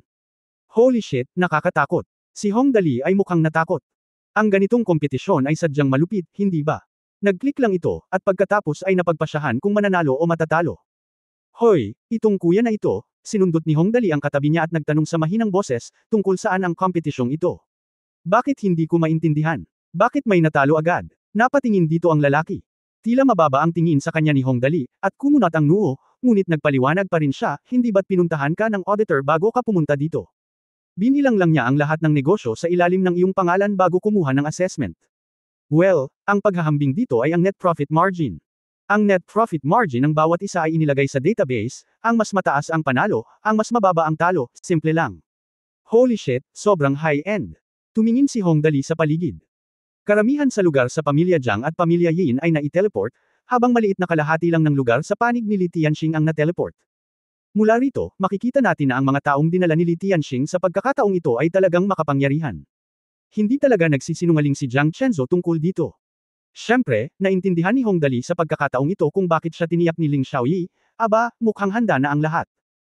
Sa sandaling natapos ang unang round ng kompetisyon, ang mga natitirang tao sa field ay malakas na nagsaya at bumati sa isa't isa.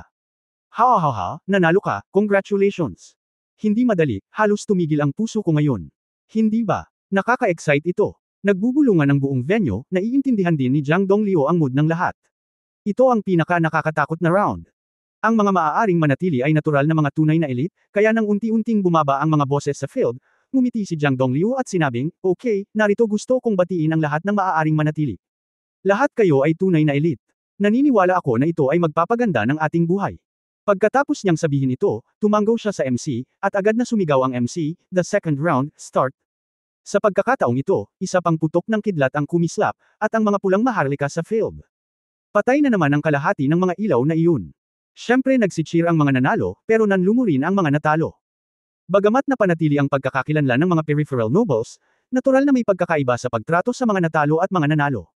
Haha, pumasok ako sa ikatlong round, pumasok ako sa ikatlong round. Hahaha, congratulations, napakalakas mo.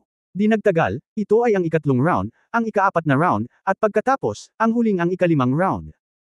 Ang ganitong uri ng kompetisyon ay talagang mas mabilis, ngunit sa loob lamang ng kalahating oras, 32 na lamang sa pinakamalaking bilang ng mga red level na peripheral noble ang natitira. At ang 32 taong ito ay ang 32 pinakamalakas sa mga red level na peripheral noble na maaaring hamunin ang susunod na antas. Ang hamunin nila ay ang posisyon ng mga orange level na peripheral nobles.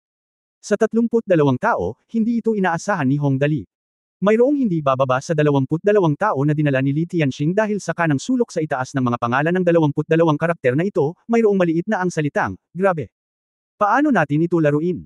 Ang dual material nobleman na nagpaliwanag ng mga alituntunin kay Hong Dali bago ay tumitig sa kanya, mayroon lang kaming 10 sa 32 tao dito, at ang iba ay mga tao ng kabilang partido.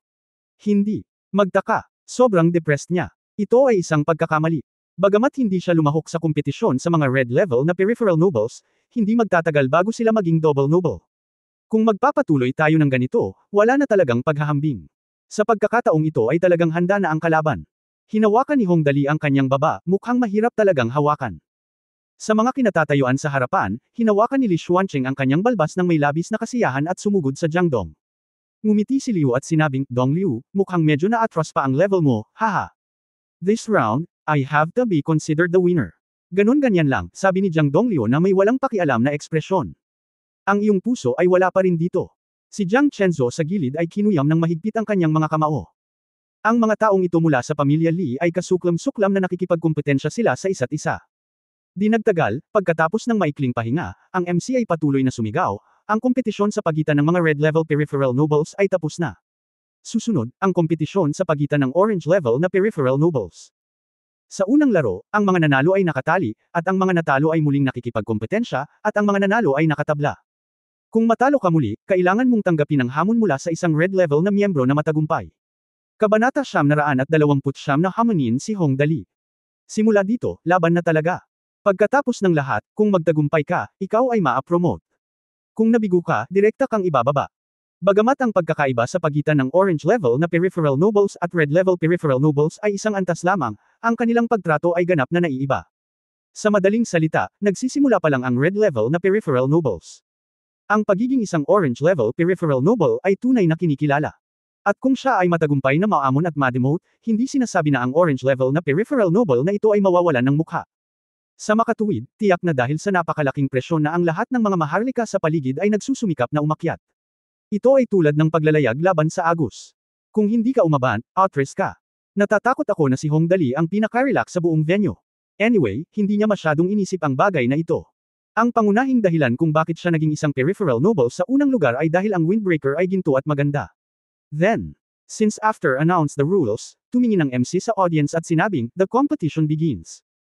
Sa simula, sa malaking pyramid shape na imahe na ipinakita ng hologram, mayroong isang listahan ng mga orange level na peripheral nobles na may mga pangalan na nakasulat sa ilalim na layer. Mayroong higit sa 120 tao, at agad silang nagsimulang makipagkompetensya. Crack! Hindi mabilang na mga electric spark ang tumunog. Sa round na ito ng kompetisyon, mahigit 60 orange level na peripheral nobles ang naalis. Sa talakayang ito, mahigit 60 tao ang naalis. Biglang, sa holographic projection, ang mga pangalan ng 60 tao ay bumaba sa isang antas, at pagkatapos ay nag-ambala ang pagkakasunod-sunod at naging 32 grupo. Magsisimula na ang kompetisyon. Isa pang putok ng kidlat ang kumidlat, at isa pang 32 miyembro ng 32 grupong ito ang nasentensyahang matalo. Sa wakas ay nagsimula na, mahinang sinabi ng peripheral noble sa tabi ni Hong Dali, tingnan mo ang larong ito. Sino ang matatanggal? Sa oras na ito, may 32 tao ang naiwan sa field. Halos maubos ang buo kong katawan. Kung matagumpay silang maamon muli.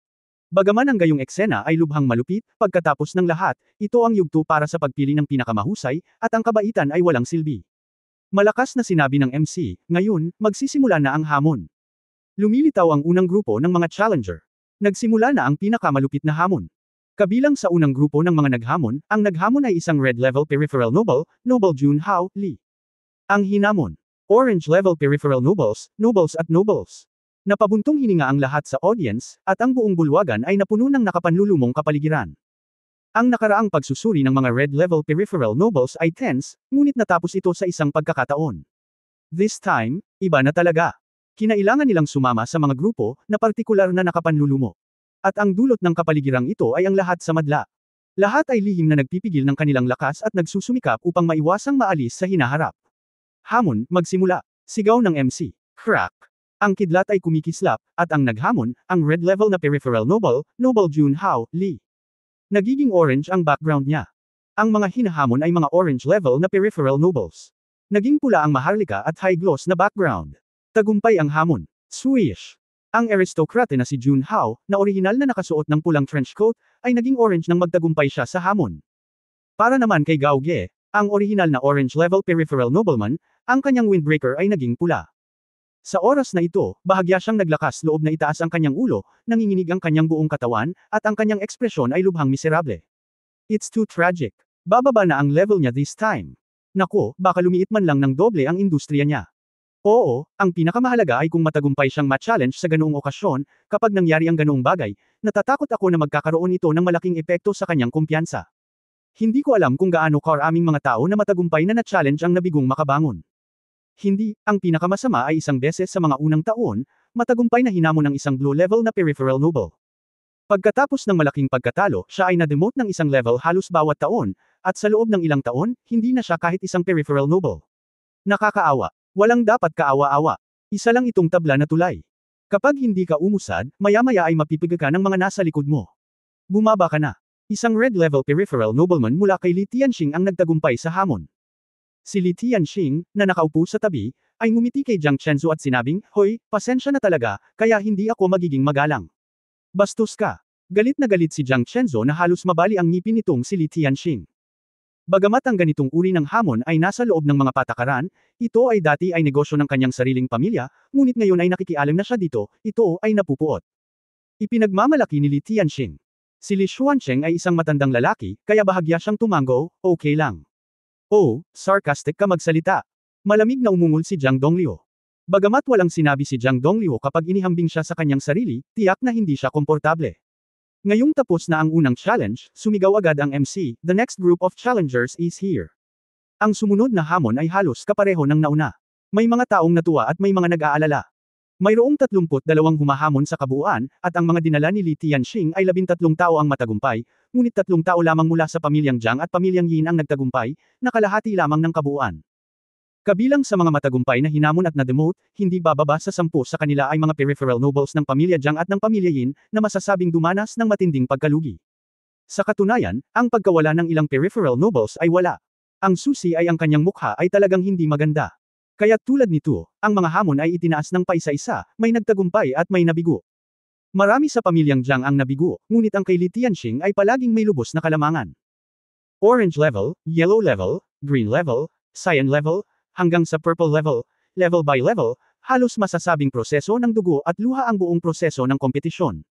Kahit sino ang magtagumpay sa hamon, ito ay magiging madugong daan sa purong pulutong. Isa raw siyang halimbawa kung paano makakamit ng isang general ang malaking tagumpay. Kapag naabot mo ang purple level at pataas, kung gusto mong magpatuloy sa paghamon, halos walang pagkakataon lahat ng nasa purple level ay nabigo sa hamon. Okay lang, okay, lihim na napabuntong hininga si Jiang Donglio, buti naman at walang pagbabago sa black level. Kung matagumpay ang hamon na ito, malaki ang pagkatalo. Hindi katakataka na siya ay nag-aalala na ang alinman sa mga black level peripheral nobles na ito ay nangangailangan ng hindi mabilang na pagsisikap upang linangin ang mga ito. Kung ang mga taong ito ay matagumpay na hinamon, sila ay talagang magdurusa ng isang malaking kawalan. Ngayong tapos na ang hamon ng ordinaryong kagawaran ng komersyal, ang susunod na hakbang ay ang tunay na highlight ng pagtatasa ng promosyon na ito. Ang Double Aristocrat Promotion Challenge. Sa madaling salita, ang mga ordinaryong maharlika sa paligid ay medyo madaling linangin, at ang dobleng maharlika ay ang tunay na mga talento. Sayang naman kung mawawala ang bahaging ito. Mga maharlika sa antas pula at kahel, magsisimula na ang hamon sa promosyon.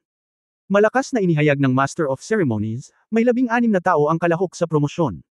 Ang mananalo sa unang pagkakataon ay patuloy na lalahok sa susunod na kompetisyon. Ang matatalo ay matatali. Sa pangalawang pagkakataon ng mananalo ay magkakaroon ng pagkakataong umabant sa hamon. Sa pagkakataong ito, lahat ng tao sa buong pyramid structure ay may sariling mga avatar. Pagkatapos ng lahat, ang bilang ng mga tao ay medyo maliit, kaya malinaw na masasabi ng lahat sa mga tao kung sino ang taong ito. Ano ang hitsura nito? Hindi nagtagal, nang tumahimik ang lahat sa audience, malakas na sinabi ng MC, magsisimula na ang kompetisyon. Bitik. Tumunog ang boses, at pagkatapos noon, 8 sa 16 na tao ang naalis. 8 tao ang kwalipikadong ipagpatuloy ang kompetisyon. Magsisimula na ang pangalawang kompetisyon. Sa pagkakataong ito, 4 na tao ang natanggal. Sa oras na ito, sa wakas ay pumasok na tayo sa tunay na highlight ang pagkakataong humamon pataas. Tapos na ang kompetisyon sa pagitan ng mga maharlika sa antas ng pula at orange. Malakas na sumigaw ang MC, susunod, hinahamon ng red-orange level ang orange-yellow level. Mayroong 12 orange-yellow level na maharlika sa kabuuan. Ang 4 na red-orange level na nobility na kwalipikado para sa challenge, mangyaring piliin ang taong gusto mong hamonin. Tandaan, mayroon ka lamang isang pagkakataon. Kung hindi ka magtagumpay, magsisisi ka. Magsisimula na ang hamon mula pula hanggang kahel. Saglit lang, lahat ng tao sa paligid nila ay tumingin sa lugar ng double aristocrat, ngunit pagkaraan ng ilang sandali, ang mga mata ng lahat ay sa wakas ay nakatuon kay Hong Dali, na nakaupo sa upuan na masayang naglalaro ng mga ibon. Hamanin si Hong Dali. Hamanin si Hong Dali, siya ang pinakamadali. Kung ikaw, hamanin mo siya, siguradong magtatagumpay ka. Sa mga kinatatayuan, nagkatinginan sina Jiang Chenzo at Yin Tianzong at sabay na bamantong hininga tila tiyak na maraming tao ang gustong makipagkumpetensya kay Hong Dali sa pagkakataong ito. Hahanapin kaya siya ng 4. Sa oras na ito, nagsimula na ring ipakilala ng Master of Ceremonies ang 4 na red-orange na peripheral noble na kwalipikadong humamon. Noble. Si Jing Lun, isang red-orange peripheral noble, ay kabilang sa pamilya Li, lalaki, 27 taong gulang. Maharlika. Si Leon, isang red-orange na peripheral na aristokrata, nasa ilalim ng pamilya Li, lalaki, 29 na taong gulang. Noble Mingda, isang red-orange peripheral noble, subordinate sa Jiang family at sa Yin family, lalaki, 31 years old. Noble. Si Gao Jia, isang red-orange peripheral noble, sa ilalim ng utos ng pamilya Li, lalaki, 26 na taong gulang. Among ang 4, isa lamang ang nasa ilalim ng utos ng pamilya Jiang at ng pamilya Yin. Ang ratio na ito ay talagang napaka-depressing, ang agwat ay masyadong malaki. Sa oras na ito, naghihintay ang lahat sa audience para makita nilang 4 kung sino ang kanilang pipiliin. Pagkatapos ng lahat, mayroon ka lamang isang pagkakataon upang hamonin. Kung nagkamali ka ng pagpili, kailangan mong maghintay hanggang sa susunod. Pagkatapos, mangyaring anyayahan ang unang naghamon, ang marangal na Master Jinglan na pumili ng target na hamon. Malakas na sabi ng Master of Ceremonies. Hindi nagtagal, mula sa double level na noble area ni Li Tianxing, isang red-orange level na double level noble ang tumayo mula sa kanyang upuan at dahan-daang naglakad papunta sa gitna ng venue. Tiningnan niya ang holographic projection ng impormasyon ng 12 orange-yellow level double level nobles. Sa huli, nakatutok nga ang mga mata niya kay Hong Dali. Haha, pipiliin ko siya. Balita ko super alibag daw siya, hahaha. Itinuro ni Noble Jinglan ang imahe ni Hong Dali at tumawa, dahil ako ang unang humamon, napakabuting tao na si Chance, pasensya na, sa mga nasa likod ko. Chapter 930, talagang tinutokso niya ang mga ibon doon. Nang makitang talagang pinili niya si Hong Dali bilang kanyang challenge, lahat ng nasa double aristocraticong seksyon ng Li Tianxing ay tumawa. Pinili niya talaga si Hong Dali, ang sikat na alibughang anak. Oo, ngayon ko lang nalaman. Paano siya naging double noble? Nakakamangha. Narinig ko sa likod na pinto. Oy, siya ay isang mahusay na konektadong tao. Narinig mo ba ito? Sinasabi na marami sa kanilang sariling mga tao ang nagbebenta ng mga ari-arian na malapit ng malugi sa kanya, at kinuha niya ang lahat ng ito. Super aliberga talaga siya, namimigay ng development fund sa iba, tapos tatawagan siyang tanga pagbalik niya, nakakatuwa. Tingnan mo, nasaan si Hong Dali? Pagkatapos, lahat ay nagsimulang tumingin sa lugar kung saan ang dalawang maharlika ay mula sa pamilya Jiang at pamilya Yin, at hindi nagtagal ay nakita nilang hawak ni Hong Dali si AKA. Sa pagkakataong ito ay lalo pang tumawa ang lahat, tingnan mo, inaasar niya talaga ang mga ibon doon. Teasing birds, such a promising job, sinong ibon ang tinutokso niya? Siyempre ito yung hawak niya sa braso. Ano pang ibon ang maaari? Yao, ibig mong sabihin, ang ibong iyon. Gaano kalaki ang puso niya kaya niyang panunukso ang isang ibon sa oras na ito? Siyempre dapat malaki. Kung hindi kalakihan, paano ito magiging aliberga? Maging si Jiang Dongliu sa entablado ay natulala. Paano maglakas loob na kumilos ang mga taong ito? Pinili nila si Hong Dali bilang una. Nakikinig sa mga talakayan ng mga taong iyon, at tinitingnan kung paano gustong manatili sa kanya ng 10 metro ang layo ng iba sa kanyang panig, sumangot si Hong Dali. To be honest, medyo curious siya. Sa tingin mo ba ako ay isang madaling persimmon? Ngayon na ako ay tumawa, at ang mga tao ay napili, ang kompetisyon ay handa nang magsimula. Maging ang pulang kahel na aristokratikong young master na si Jinglan sa field ay itinuro pa si Hong Dali ng napakayabang. Malakas niyang sinabi, dali, handa ka na ba? Oh, casual na sabi ni Hong Dali at patuloy na tinutokso ang ibon. Ha, tingnan mo, hindi siya nangangahas na pumayag. Oo nga parang wala naman talaga siyang gagawin, kaya baka nakakatawa siya, kaya at least hindi namin makita ang mukha niya. Tama, haha, pati ibon niya, hindi maganda. Sa totoo lang, tiwala pa rin si Jinglan sa paghamon kay Hong Dali. Ang netong kita ng kanyang sariling negosyo ay kasing taas ng 113%. Ang ganitong ratio ay medyo malakas na. Pagkatapos ng lahat, ang isang negosyo na nagkakahalaga ng higit sa 10 milyong yuan ay maaaring magkaroon ng taunang rate ng kita na higit sa 50%. Dapat itong ituring na napakahusay. At paano ang Hong Dali? Isang kilalang super alibughang anak, hindi ba madaling hulihin ang ganyang tao? Hanggat matagumpay kung matatalo si Hong Dali, siguradong magiging hot celebrity ako sa harap ni Young Master Tianxing. Kaya, ang unang grupo ng mga challenger. Young Master Jinglan, isang red-orange noble. Harmony ng Young Master Hong Dali, isang orange-yellow noble. Malakas na inanunsyo ng MC ang pagsisimula, challenge. Begin. Sa pagsisimula ng challenge, biglang natuwa ang buong audience. Natahimik ito. Tinitigan ng mabuti ng lahat ang holographic projected na imahe. Sumabog sa kaluskos ang mga electric spark sa pagitan ng dalawa. Matapos ang halos 10 segundo ng kompetisyon, sa wakas ay nakuha na ang resulta. Nanalo si Hong Dali. Ha. Nakita ni Young Master Jinglan na naghahanda na sa pagdiriwang ang resulta at biglang nagbago ang kulay ng kanyang buong mukha. Nawala talaga siya. Talagang natalo siya sa kompetisyon kay Hong Dali, isang alibughang. Hindi, imposible. Paano ako matatalo? Agad na natarante si Young Master Jinglan. Hindi siya naglakas loob na magsabi ng kahit ano tungkol sa mas mataas na antas ng mga tao, ngunit talagang matatalo siya kay Hong Dali, isang alibughang. Tumayo rin ang lahat sa buong lugar ng Li Tianxing. Nawala talaga si Jinglan. Nawala sa sobrang alibughang si Hong Dali. Fake ba ito? Paano matatalo si Jinglan? Noon pa man ay napakahusay niya. May problema ba sa sistema? Malamang hindi. Paano magkakaroon ng problema sa sistema sa sitwasyong ito? Mukhang may problema si Hong Dali. Well, it must be luck. Posibleng mas matangkad lang siya ng konti kay Jinlun. Oo, malamang na ang swerte niya. Nagulat lahat ang mga tao sa Li Tianxing. To be honest, naging sila talaga kahit anong mangyari. Walang inaasahan na matatalo sila kay Hong Dali, isang sobrang alibughang. Nagulat sila, at lahat ng nasa pamilyang Jiang at mga lugar ng pamilya Yin ay nagsaya. Ano man ang mangyari, ang mga tao sa panig ni Li Tianxing ay may napakataas na pagkakataon na magtagumpay sa mga nakaraang hamon. Sa tuwing naghahamon sila, pinagpapawisan ang lahat.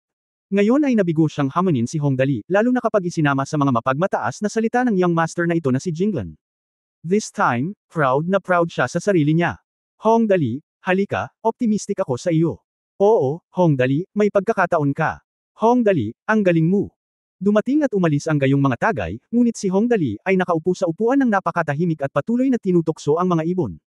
Masyado silang tamad para bigyang pansin ang mga taong ito nga pala, nak-A na si AKA ng higit sa 40 attribute gems ngayon, at hindi pa siya busog.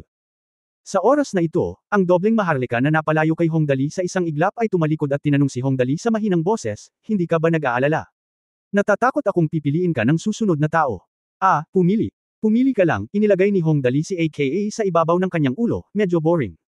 Siyempre, kahit na ang lahat sa Li Tianxing ay nagulat, pagkatapos ng lahat, ang mga tao ay nagkakamali at ang mga kabayo ay nagkakamali, at ito ay normal para sa ekonomiya na mabaygo.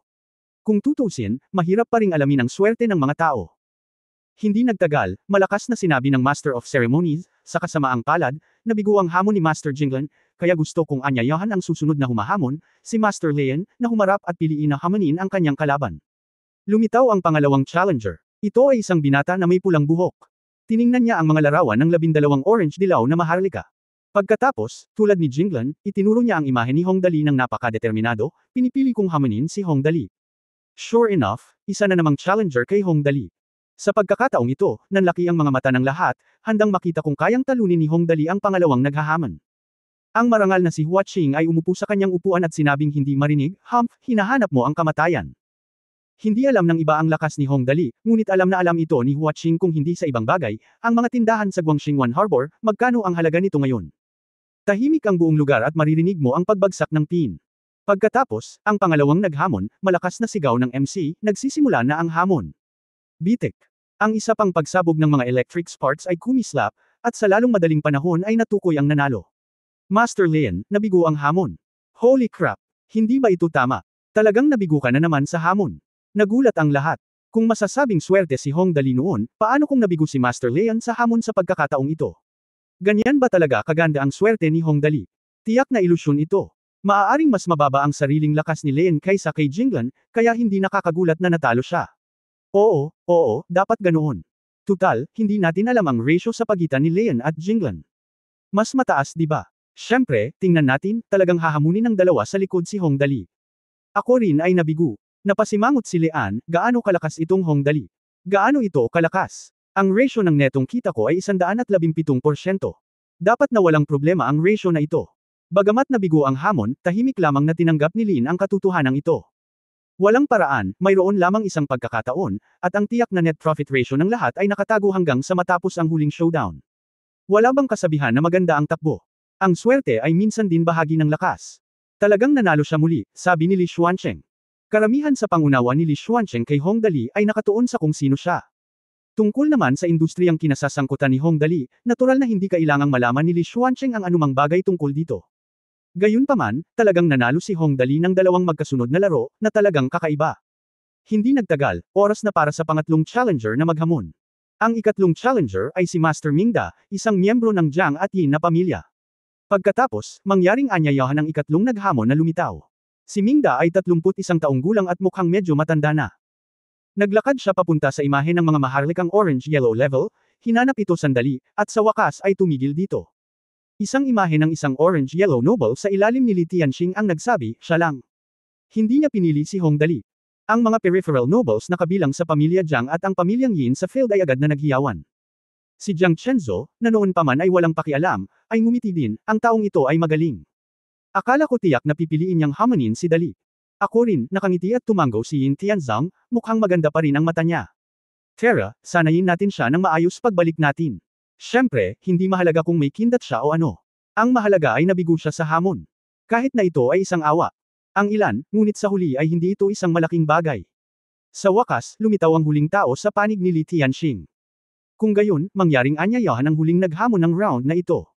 Ang huling taong ito ay ang karakter ni Li Tianxing, ang marangal na si Gao Jia. Pagkatapos niyang maglakad papunta sa field, tiningnan niya ang target na kandidato. Sa inaasahan ng lahat, hindi niya pinili si Hong Dali, ngunit pinili niya ang isang karakter na hindi inaasahan ng sinuman. Pinili ko siya. Itinuro ni Master Gao Jia ang isa sa 12 tao at nakangiting sinabi, Noble Huaqing. Nang marinig ang pangalang ito, si Hong Dali, na medyo inaantok pa noong una, ay agad na naging masigla. Bagamat walang gaanong pakikipag-ugnayan sa kanya si Noble Huaqing, maaari pa rin siyang ituring bilang isang ordinaryong kaibigan. Ngayon may pumili na talagang hamanin siya. Lumingon si Hong Dali at tumingin sa direksyon ni Huaqing. Sa oras na ito, tumingin din si Huaqing sa kanya, at saka mahinang bumantong hininga. Hamon, magsimula. End of this chapter.